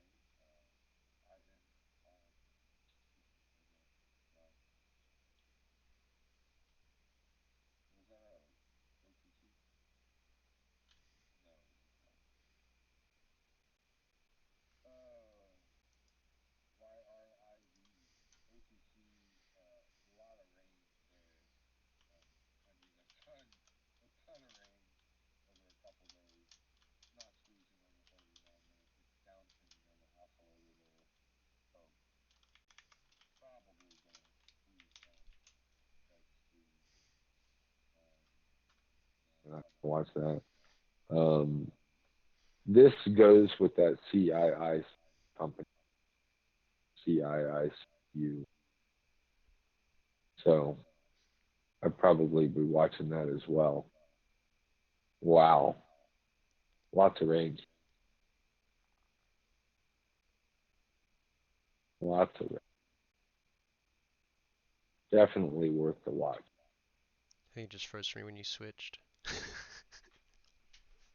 Oh, did it froze again? Literally right as you switched. Yep. There we go. Thank you. Club Q, it's barcoding. It's, uh, TRWO, another OTC. Not really interested. That's another OTC.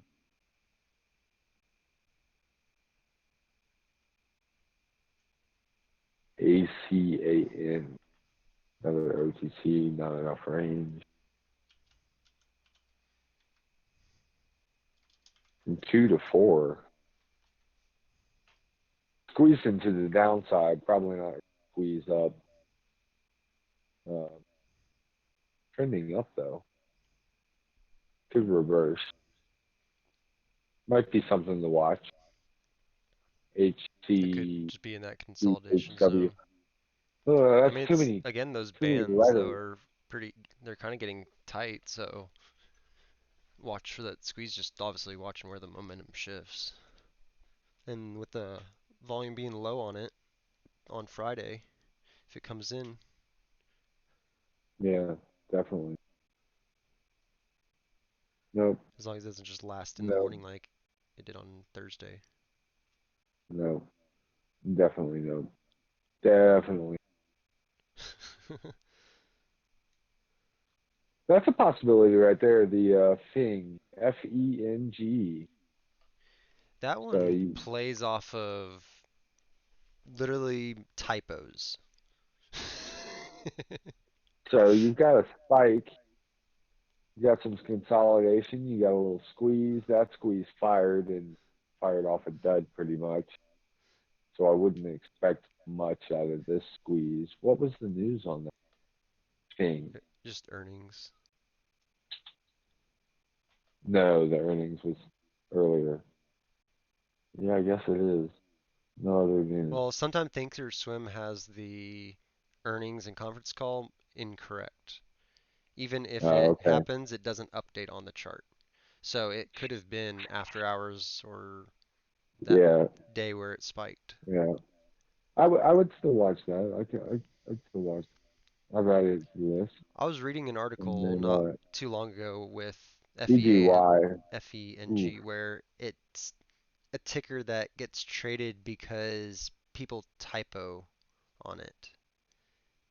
Because I believe it's FANG or FF or FAANG. I may be mistaken. Um, but there's something as far as the actual tech field relating to it or blue chips. yeah. And because of that, people go and pull this ticker up, and that's where it tends to get those plays. So this is definitely one I'd want to watch. The momentum is currently below zero, so you're going to need that to uh, tick up quite a bit to get above zero. But EGY here is trending up. It's been a good mover the last few days. Not off of earnings or anything. I think it is moving off of news.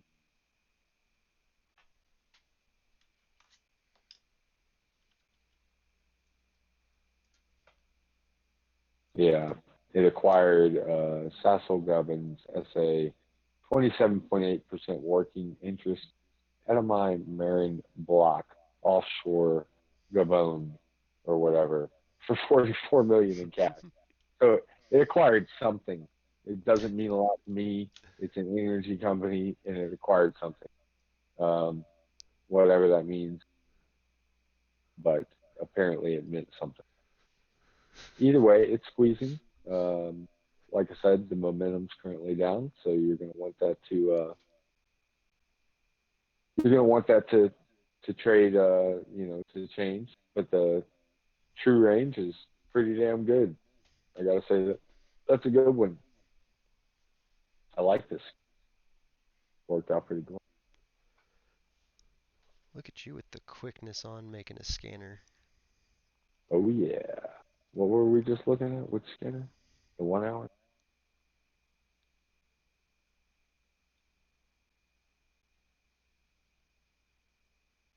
So yeah, man, you use these scanners, man, and I mean, you could go through this. Obviously, we're going through it a little bit slower for the stream or whatever, but you could click through these tickers.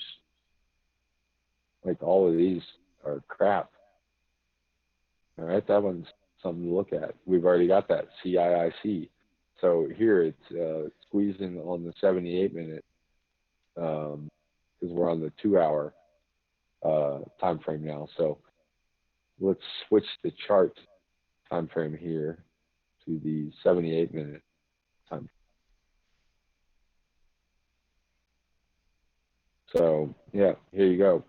Squeezing on the 78 minute. Squeezed a little long, so that's something to watch. If it squeezes too long there, but that's definitely one that I would be watching because it's squeezing on the 39 minute and the 78 minute time frame. Well, with the nice, definitely something I would be watching. So FCell, that's definitely one I would be watching as well. So again, that squeeze is a little long, but I like the chart. So it could fire up as well.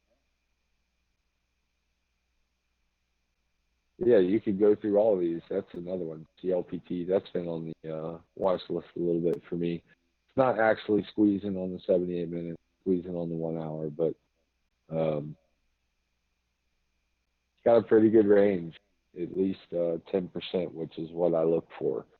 So I know my watch list is getting a little long here, but it's kind of the way I like it, and that's why I have these watch list columns that I watch. Kind of show me what's squeezing, because that's really what I'm watching, what's squeezing. So those are intraday columns up at the top there.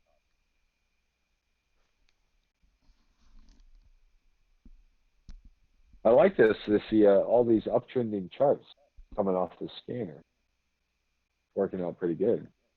I was using the moving averages, right?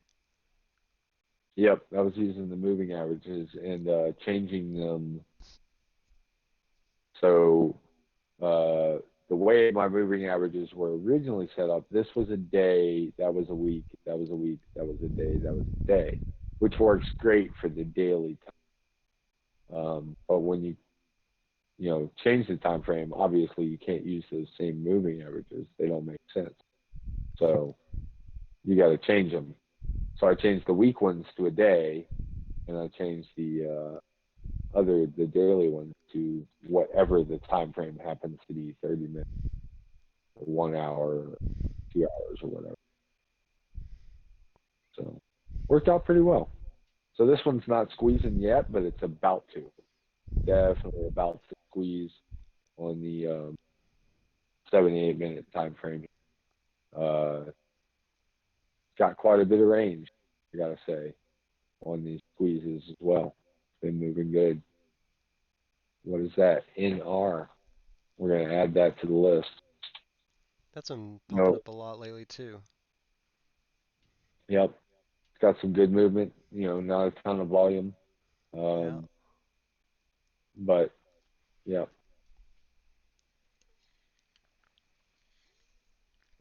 TWI. Gotta be moving off of something here. I'm not sure what, but still squeezing. It's not quite squeezing 78 minutes, but it's about to. So that would be another watch for me. I really like the scanner. Working out pretty good. OTC on this one. Definitely squeezing on the 78 minute right now. Reversing on the histogram. It could be something to watch. The momentum's down, but OTC, I'm not gonna watch it. But too high price for OTC for me. I don't pay any OTC fees, but still, OTC again, not quite what I'm looking for. Another OTC, quite what I'm looking for. Too long a squeeze.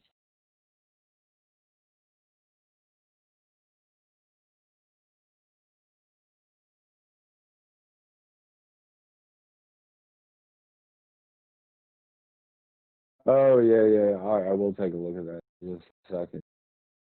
Just a second. XQZ. A little high price, but the range is pretty substantial there. It's got to be moving off of something here other than the squeeze, I would think.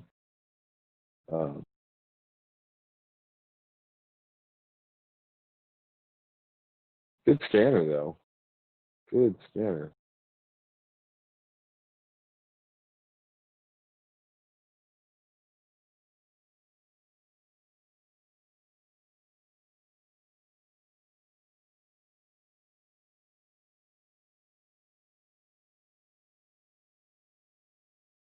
Yep.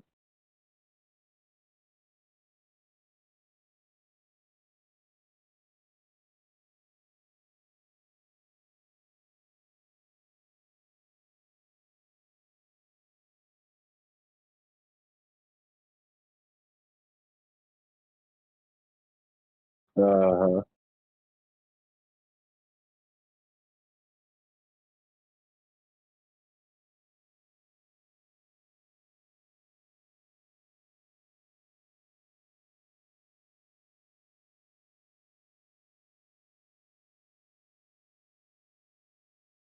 Oh, that does say 198 minutes.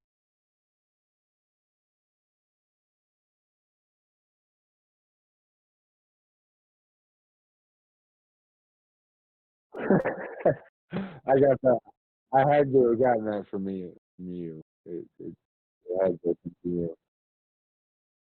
So now we're looking at the 4 hour squeeze scanner. Now this would definitely be more swing stuff that squeezing on this is going to be something that you're going to squeeze. You're going to plan on swinging for a couple days to make the gains off of it. So that's kind of something that's not bad. It's a little choppy here going into that squeeze, but got a nice uptrend going into that squeeze. I want to check to see if that's moving off of news or not, really to make my decision. This is Lee, Li. So Lee is actually squeezing on the 195 minute right now. It looks like it actually fired. Yeah, it's got a green dot there. Saying it actually.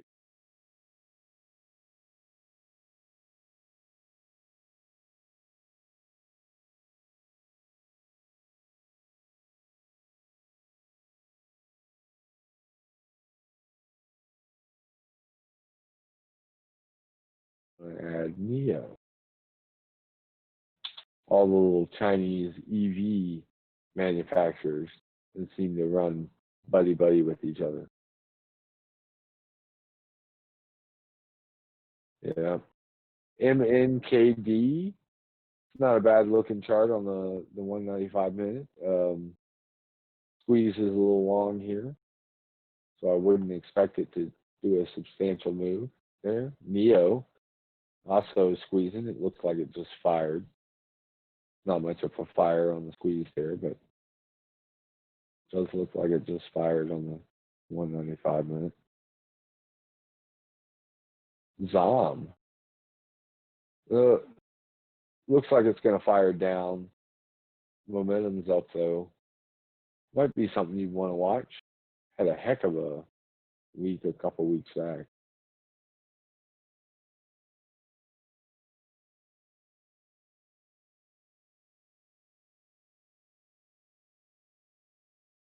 Mm-hmm. RAZFF. This is the type of thing you want to avoid, obviously. It's just squeezing nonstop, no matter what. You don't want to really pay attention to that. OTLK. It's a nice range. Looks like it just fired, so I'd probably.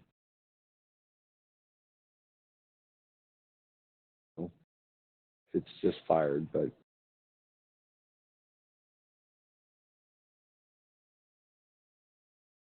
Yeah. Wow, all of these, man. I like them all. Good scanner, man. I am impressed with my work.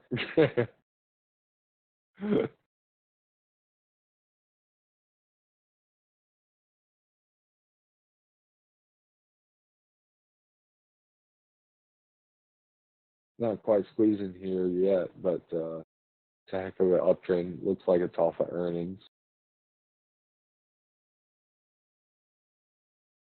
Oh, that's DXYN. It's off. If that does start to squeeze, I wouldn't expect it off of earnings. Probably higher. Might be some noise. A lot of barcoding. Nope. But you can see how quickly you could go through all this, in a 30-minute session, sitting in front of your watch list with your scotch or your cigar or your pipe or whatever. Just clicking through all these, and you got your watch list up here, and you just quickly just add them to your main focus or whatever. That's it. That's all the scanners there. But that I will be able to watch those scanners as well on Monday. I can bring up those scanners Monday and see how they react as they play out.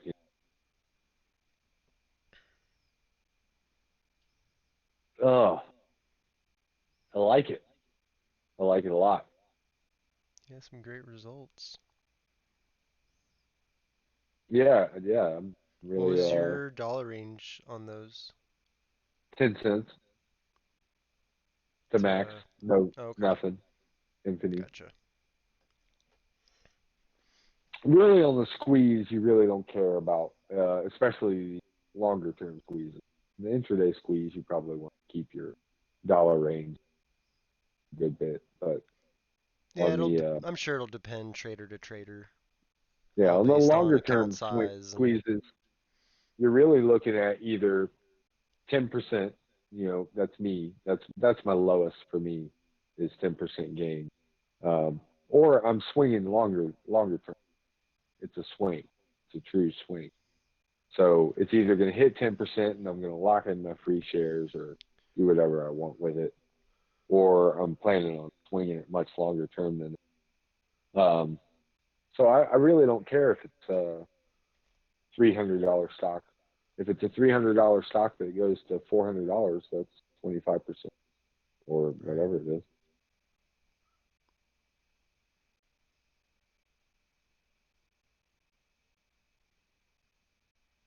That's what a lot of these squeezes do, man. On these longer time frames. What am I on? 95 minutes. I'm just gonna pull up a stock. Pull up Tesla because that's what I pull up. I was gonna say, what's Nimley doing?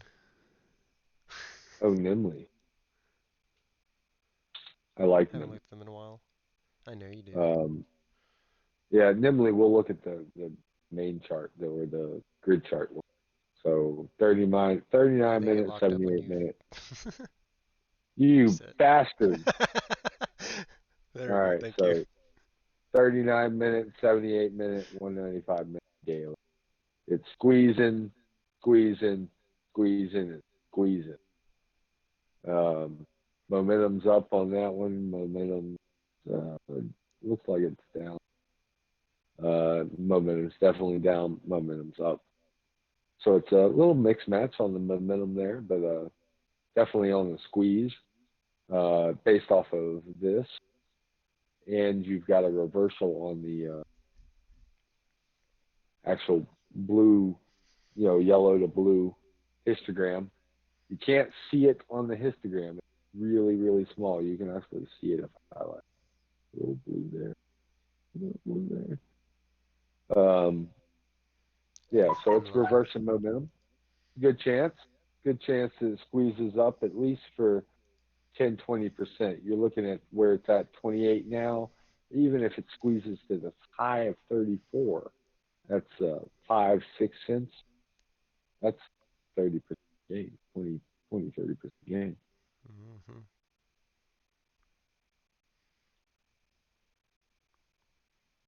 Yes, sir. Yes, sir. We like it. It's a pretty chart. It is a pretty chart. What's Apple look? Apple just squeezed it.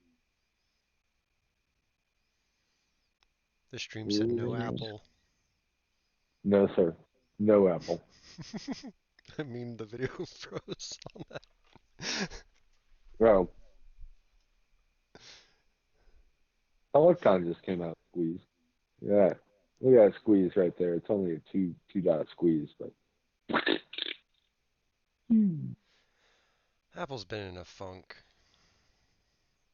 Apple is a fun. I'm an Android user. All right, so you were talking about futures. Yes, let's look at futures. So, futures are beautiful with the squeeze. Oh, believe it. This is a terrible. Yeah. All right, so what are we looking at? 195 minute? Let's go to the 30.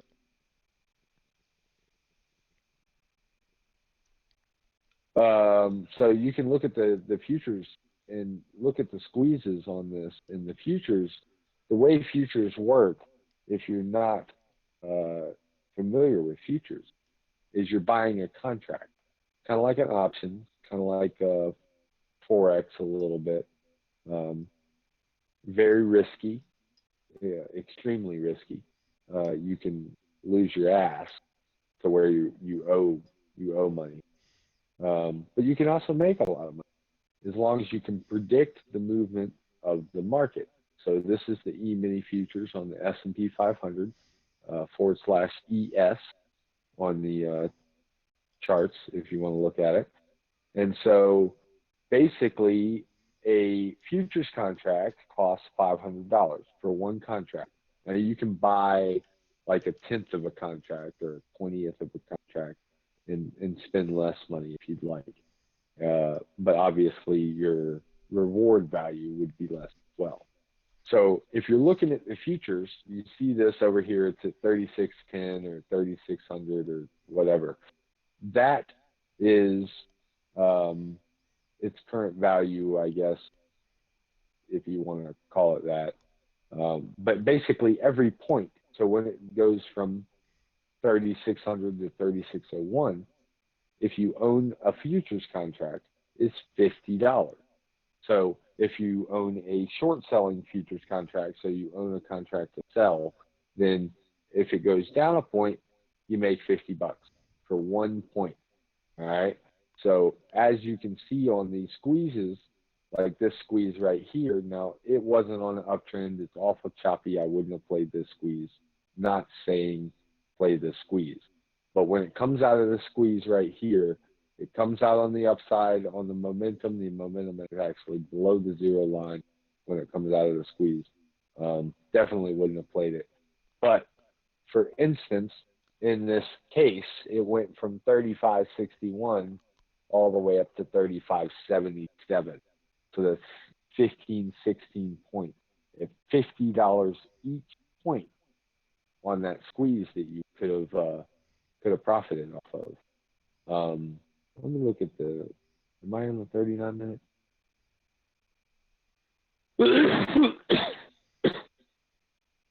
Not any good squeeze plays right now. Yeah, you are.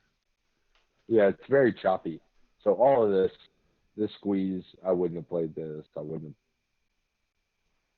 Definitely wouldn't have played the squeeze. Definitely played the squeeze. I probably wouldn't have played this squeeze.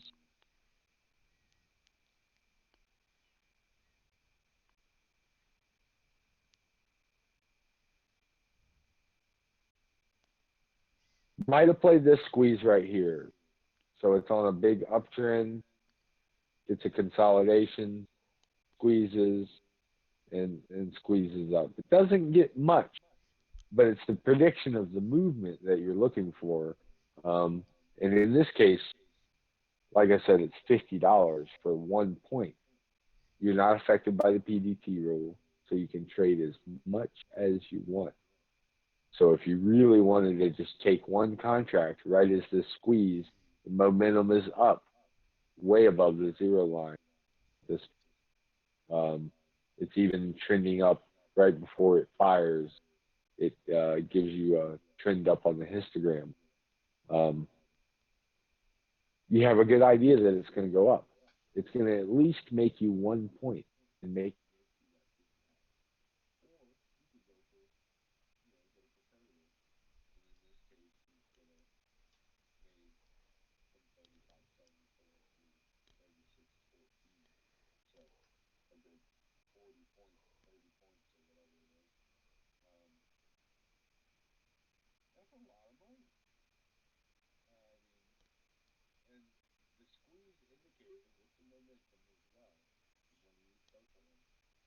indicative of the futures.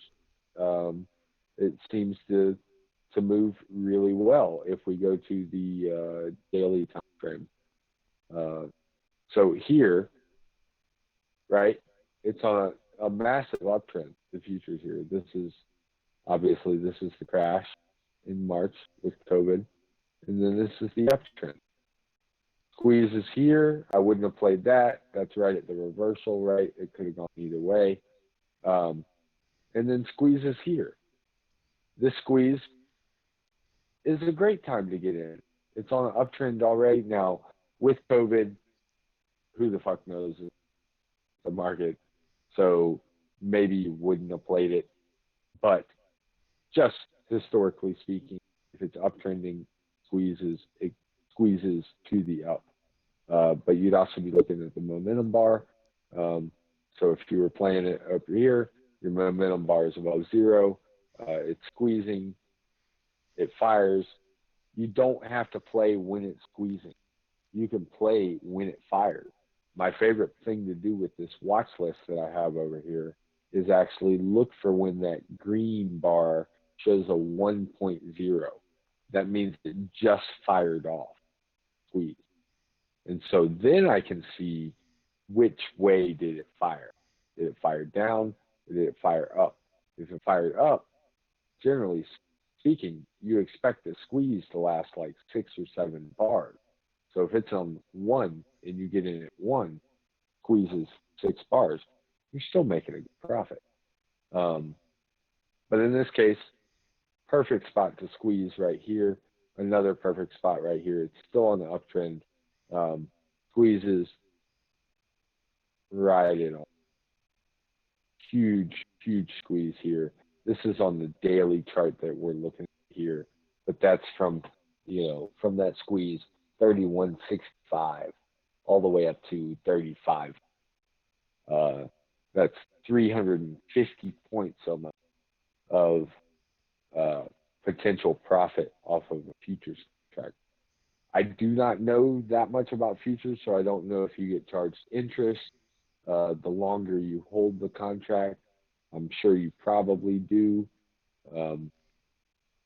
But, that's obviously something to keep in mind. But that's why I was saying you could just easily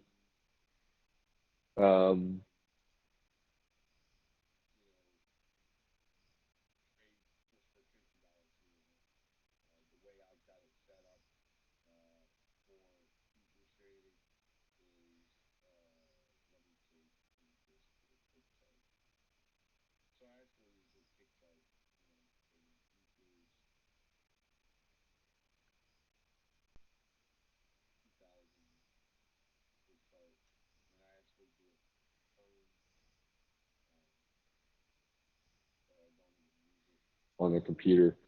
But I look at the 2000 tick chart on my phone.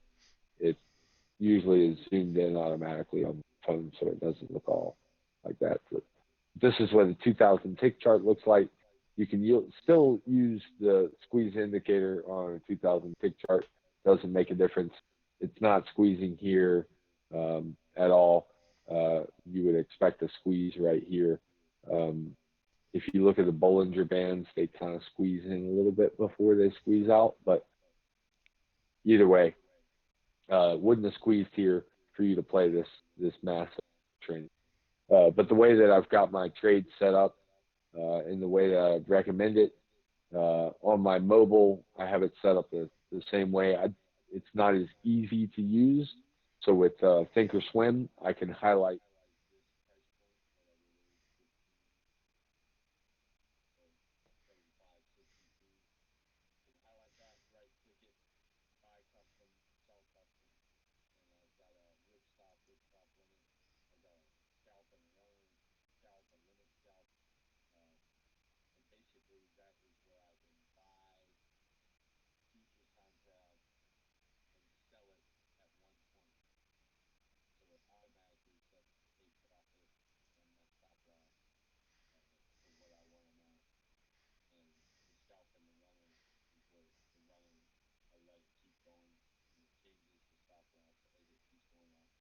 case if I was playing a scalp right here on this tick, I would have obviously made the scalp, and then the runner would have kept on running. Probably would have stopped out where it drops low, but the idea of the runner is to catch this run all the way up and then stop out at the top, so you get that 20, 30-point run, whatever it might be. But you can do that with several platforms. This is Thinkorswim, obviously, with TD Ameritrade. NinjaTrader also does that. NinjaTrader actually does it even better, where you can just click the mouse and it buys it for you or sells it for you, depending on left click, right click. So it's a lot quicker. Whereas Thinkorswim, you have to do this. You could set up a macro for it, but you have to right click and go to buy custom, sell custom. But that's a good way to make money if you have a small account and you're willing to play candlestick patterns or whatnot, like this right here. Perfect double bottom formed right there. It's not a perfect double bottom, but that's a double bottom. You know right here that it's going to reverse off of that double bottom. It's just the way the market works.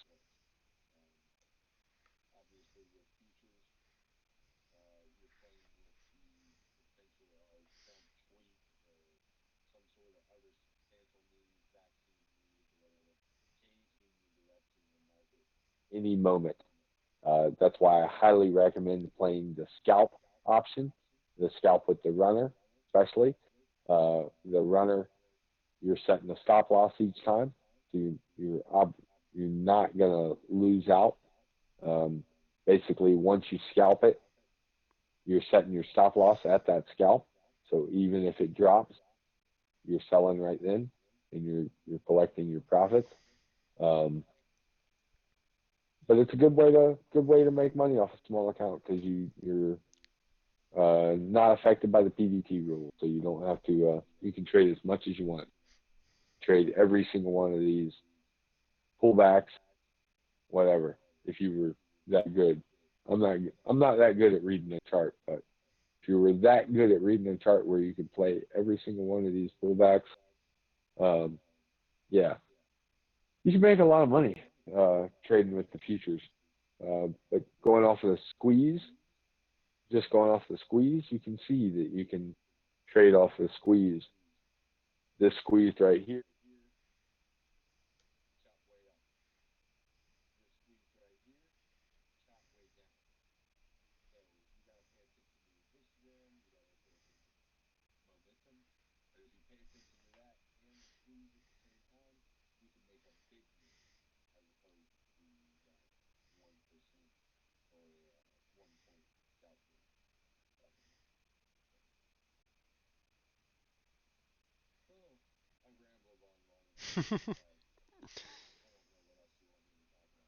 No, I just it crossed my mind as far as that, and I figured you'd be excited to talk about that and give some info.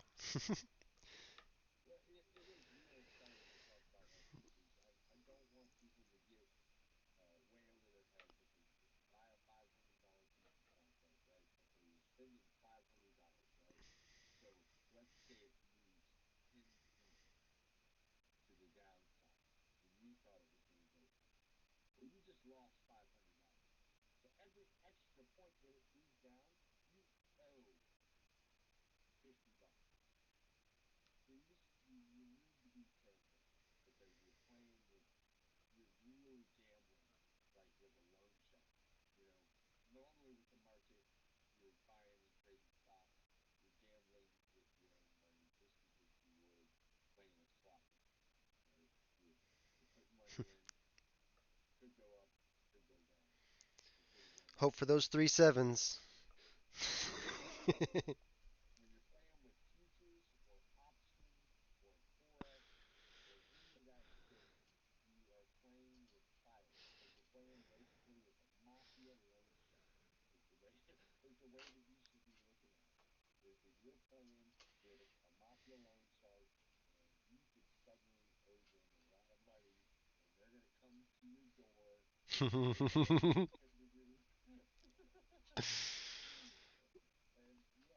Take your life away and all your goodies. Take your soul.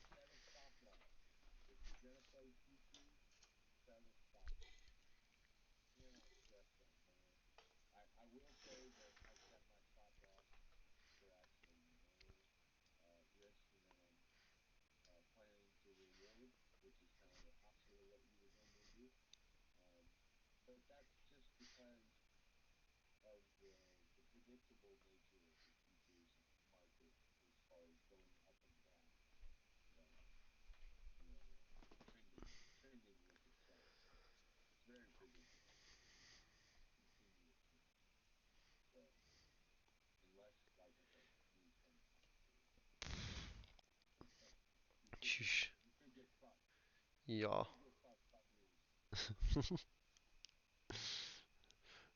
Where's the Trump tweet? That'll do enough.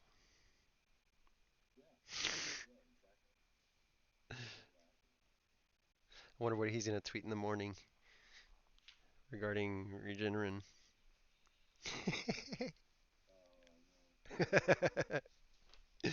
You know he's gonna tweet something about it. What's up, Naz? What's up, Parrish?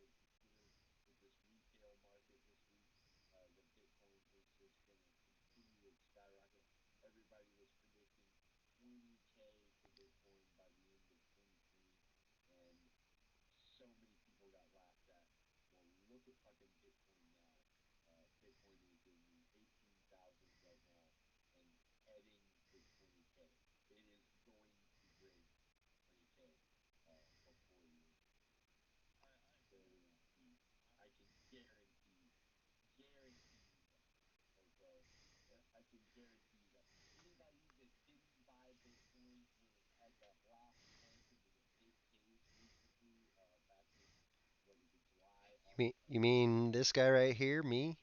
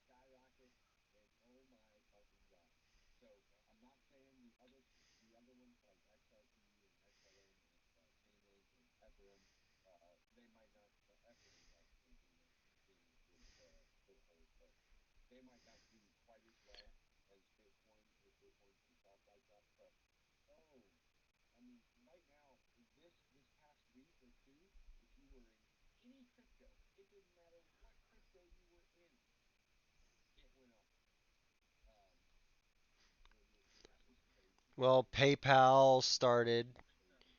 PayPal went online officially with crypto.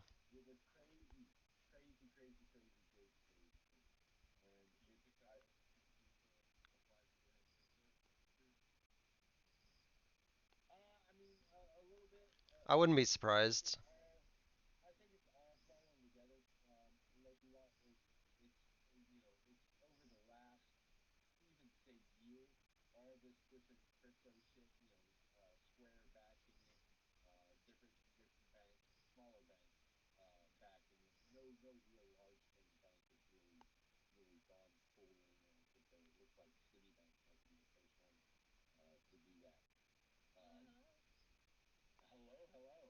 How's it going?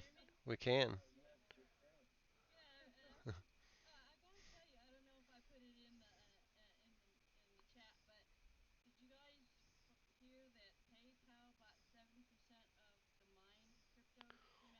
Wow.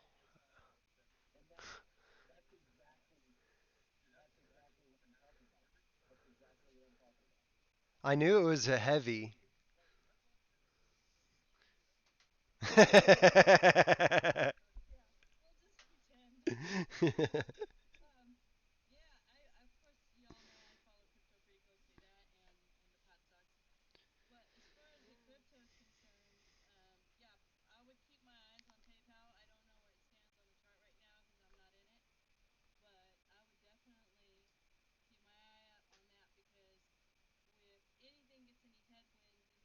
This rumor that I heard that PayPal bought out 70% of Bitcoin mined last week. Everybody's gonna be like, "Oh crap," But because if you jump PayPal, ship to PayPal, huh? do you think a lot of people are going to be jumping ship to PayPal? Oh yeah, I think so. I bought some Ethereum on PayPal yesterday. Um, just because they don't have any fees, and I already have my account in there, and I'm like, shoot, why not? I had Right. I had I had cash in there, so I'm like, okay, I might as well just put it to Ethereum because Ethereum's gonna probably be 800 in the next 6 weeks. Yeah, yeah, I would agree with that. Yeah, so that's gonna get. I'm getting more bang on my buck for just owning Ethereum right now. And then I have another guy that that's I think he's in Germany, and if y'all can do this or if you're interested, I'll send you the link. But what he does is he takes my Bitcoin and gets makes nodes, and so he takes everybody's Bitcoins and they put them all together and they form new nodes with those. Have you guys heard of the nodes, mining nodes? No, Yeah, it's pretty cool because that they need to be doing that. It's sort of like a software type of thing to work with the mining, and when they use our bitcoins to do that type of work, you get like on top of what a bitcoin's already profiting, you get another additional, like say 2%. So Okay. it's Cool. pretty cool, that they can do that. Yeah. Well, let me No. ask you this, Parrisley. I'm sorry, guys. Let me just ask for a real quick question. No, you're good, man. I was talking to somebody that was, I think, a pretty big crypto expert. I would imagine that you'd be a little smarter. But let's just theorize that all of these other smaller coins are really just a waste of time because that's what she says. Like Algorand, like Yeah. Ox. Yeah. I've owned some I've been an actual. Algorand. I've had it, I've had it for probably 5 months now. So I do it. It just goes to 33 cents. It goes back down. It goes to 33 cents. It goes back down. Yeah, they're kind of like your typical penny stocks where they're not really regulated very well. They're OTC. Some of it's shitty. Some of it's okay, and basically anybody can make up a crypto and then just drop Just it, start right? mining it.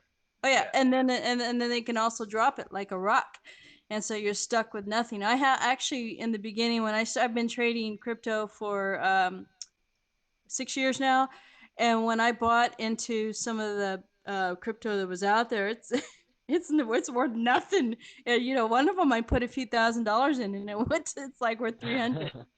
Well, Well, that's yeah. good info. Thank you. That's what I was gonna say. Like Crow, that the crypto.com. So I started an account at crypto.com. Yeah. I don't see any problem with anybody starting an account at crypto.com, but when Crow, when it blacked out that day, Lokiwa, where the crypto.com went down, I and you just couldn't won like access your account. $22 worth of Crow. Well, when that happened, ever since that happened, Crow has just like tanked, man, and it is down to like 6 cents now. So I got my free $50 of Crow at 15 cents. It's now worth a lot less. It was free, so whatever. I didn't put any money into Crow itself. I never put any money into a crypto.com. But that's to get that free $50 out. A prime example. Like Crow could take off if all of a sudden crypto.com just took off, because when you start a crypto.com account, Crow automatically goes up as well. But I don't know. Yeah, that's nice to just stay on the site. So like what she was saying, some of it's regulated, not regulated, or whatever. Well, it's all deregulated. But XRP, there's certain ones that are probably a little bit more of a reliable. Yeah, more of a bang for your buck, possibly. But can I just say something? Perfectly. Yeah.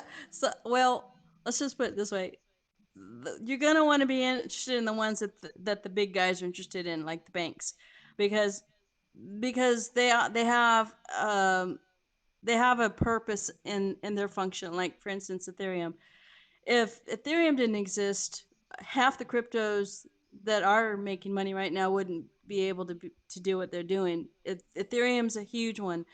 I'd say that's like of the 4 tent poles of crypto. You've got Bitcoin, you've got Ethereum, and then you've got the offshoots of those. But then also you've got Tezos, which is working with the European. Yeah, that one's nice because it's working, I think, with France. I can't remember who the person that heads it up, but they've got all the Euro banks working on that. So they're depending on, the banks are buying into and actually utilizing a lot of these platforms of these more dependable cryptos. And I can list them for you, but it's pretty obvious because you'll see a lot more people buying. If you go and you look, like for instance, in your Coinbase, you can look at the numbers just like you would a stock, and you can see how much interest there is, and how much money is being poured into it, how stable it is, and all of that. So you want to get into, like, let's say there's a top 7 coins that are worth you're investing into. Same thing with pot stocks. There's only anything Canadian's great for scalping, but they're crap. the Canadian the Canadian cannabis We is all crap. know that one. Yeah. They're all under. So, but they're great for scalping. I Well, do it too. Let's all try to figure this out since we're all together right now. Okay, since the banks are no longer going to be banks and they're all trying to become SPACs, what are SPACs going to be, or what are banks going to be for that matter? Because there's not going to be a bank anymore, and all these fucking companies are trying to call themselves SPACs now. So the future of banking is crypto. It is absolutely no cards, no cash, anything. Everything is done, just by the click of a button. So what happens to banks? What happens to banks? The banks are Yeah. still there, man, because the banks Yeah, are the they're backbone brick and of mortar. everything.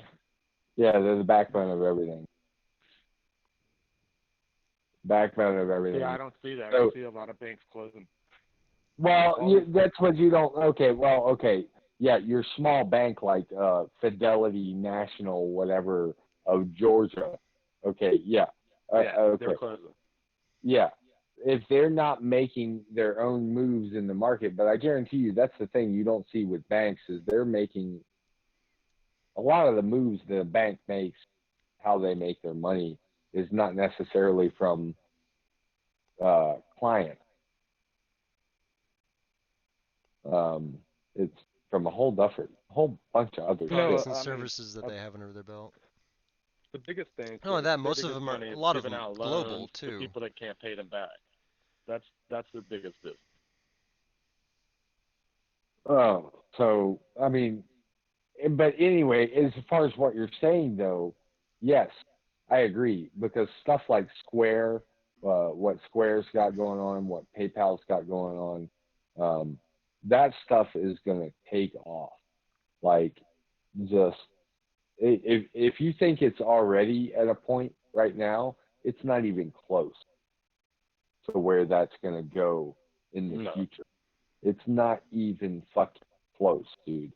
And so if those companies are getting on board with Bitcoin or Ethereum or whatever, whatever coin flavor of the month, then you need to get on board with that as well. Even if you just put, especially with like Tezos right now, Tezos is still low. Ethereum really, when you look at it on a scale with Bitcoin, Ethereum is still low. It's still trading low.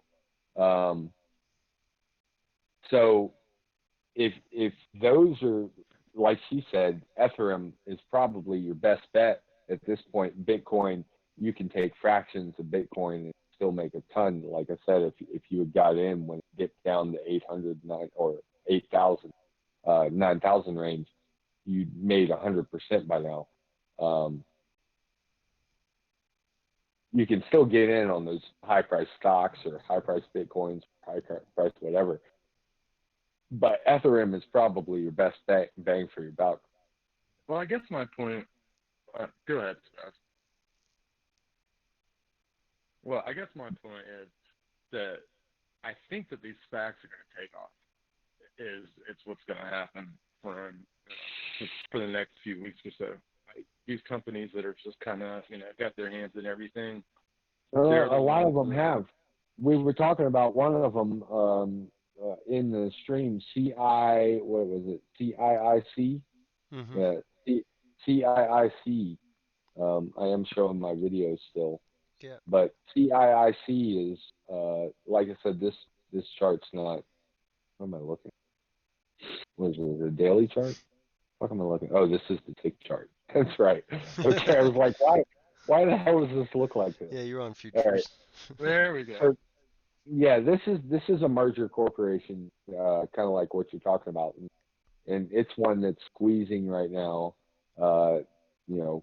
Obviously a uptrending stock, but squeezing on the 39-minute, and if I'm not mistaken, squeezing on 78 minutes as well. Yeah, squeezing on the 78-minute as well. So I think that could be a good play. I'm not going to say every merger play. Okay, so if we looked up at BAC, for instance, probably the most popular of the merger plays. Yeah, that one was good for sure.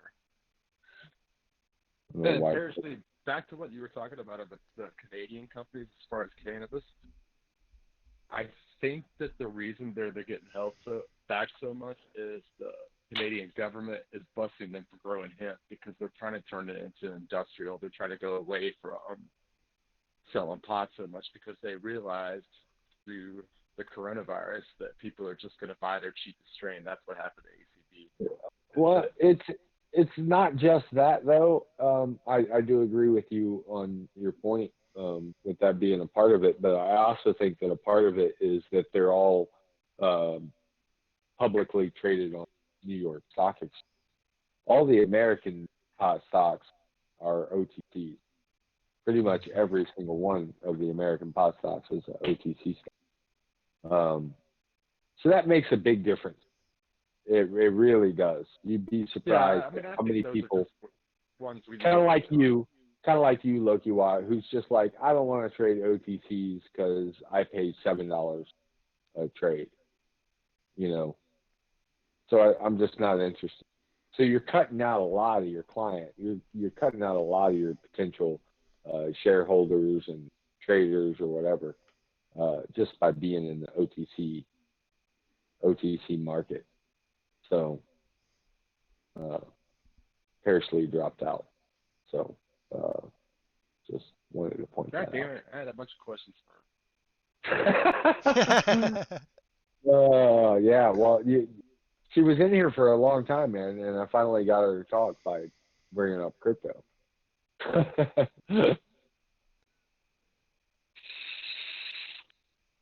Well, that and I finally said hi to both of Naz and You her. missed out, Pettis. So you weren't here, man. I told you we were going to go over some plays, man. So I've got this new watch list, scanner, but it turns out to be a watch list as well. But it's my little squeeze on 1 hour in 1 hour, 30 minute, 2 hour, and 4 hour. What time frame are you on? Do you break it again? It's like non-stop loading. So, yeah, We're hold working on. it, they'll say. As soon as I reload my chart here, I'll reload the video. No, the video is fine. It's just Thinkorswim chart. It's just been non-stop Oh, I loading. don't know. Yeah, it's been loading a lot. That's not the today. So anyway, view? I traded this. This is the 30-minute squeeze scanner that I made, and it's not perfect. You know, every stock that's in this list is not a mover. I don't know why the fuck it's taking so long. There you go. So, but AYRO is a 39. You know, it's not currently moving on the. Well, actually, it is. So it's currently squeezing. Look at this. So it's squeezing on the 39-minute chart right now, Pettis, with this uptrend. There's a good chance that it's going to come out of that squeeze when it comes out to the upside.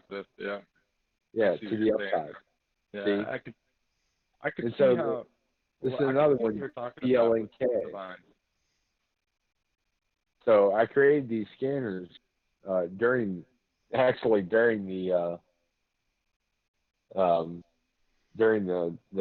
live stream.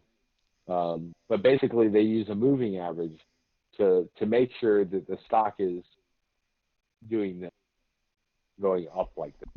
Like I said, like I said, not everyone's perfect, but it certainly helps to have every indicator at your disposal. No, yeah, but you get like 3 or 4 stocks that you can add to your watch list to, hey, this is in a squeeze right now and it's currently on an uptrend. Yeah, that's a good idea. That's a better way to play.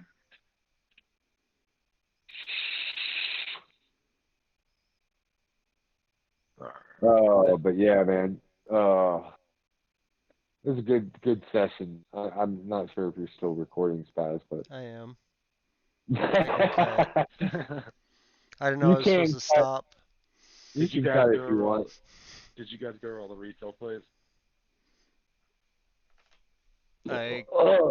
Whatever we recorded. How okay, man. This is why That's great. because like you guys are Whatever we talked you about, guys are my I think was favorite recorded. people. Whatever we recorded, we talked about it. Oh God, it is gonna be a stoned issue It's right now. fucking after 12 o'clock Eastern, so Is it really yeah, it's after midnight. Cool.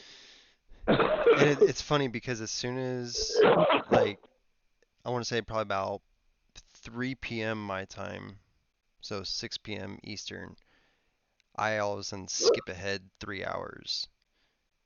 Basically because getting prepped and getting ready to stream and all that, and it's like, yeah, from there on, I'm just completely screwed. So it's going to be an interesting This day went Monday by morning. like a breeze, man. Just like a breeze. 2 hours and 20 minutes. And I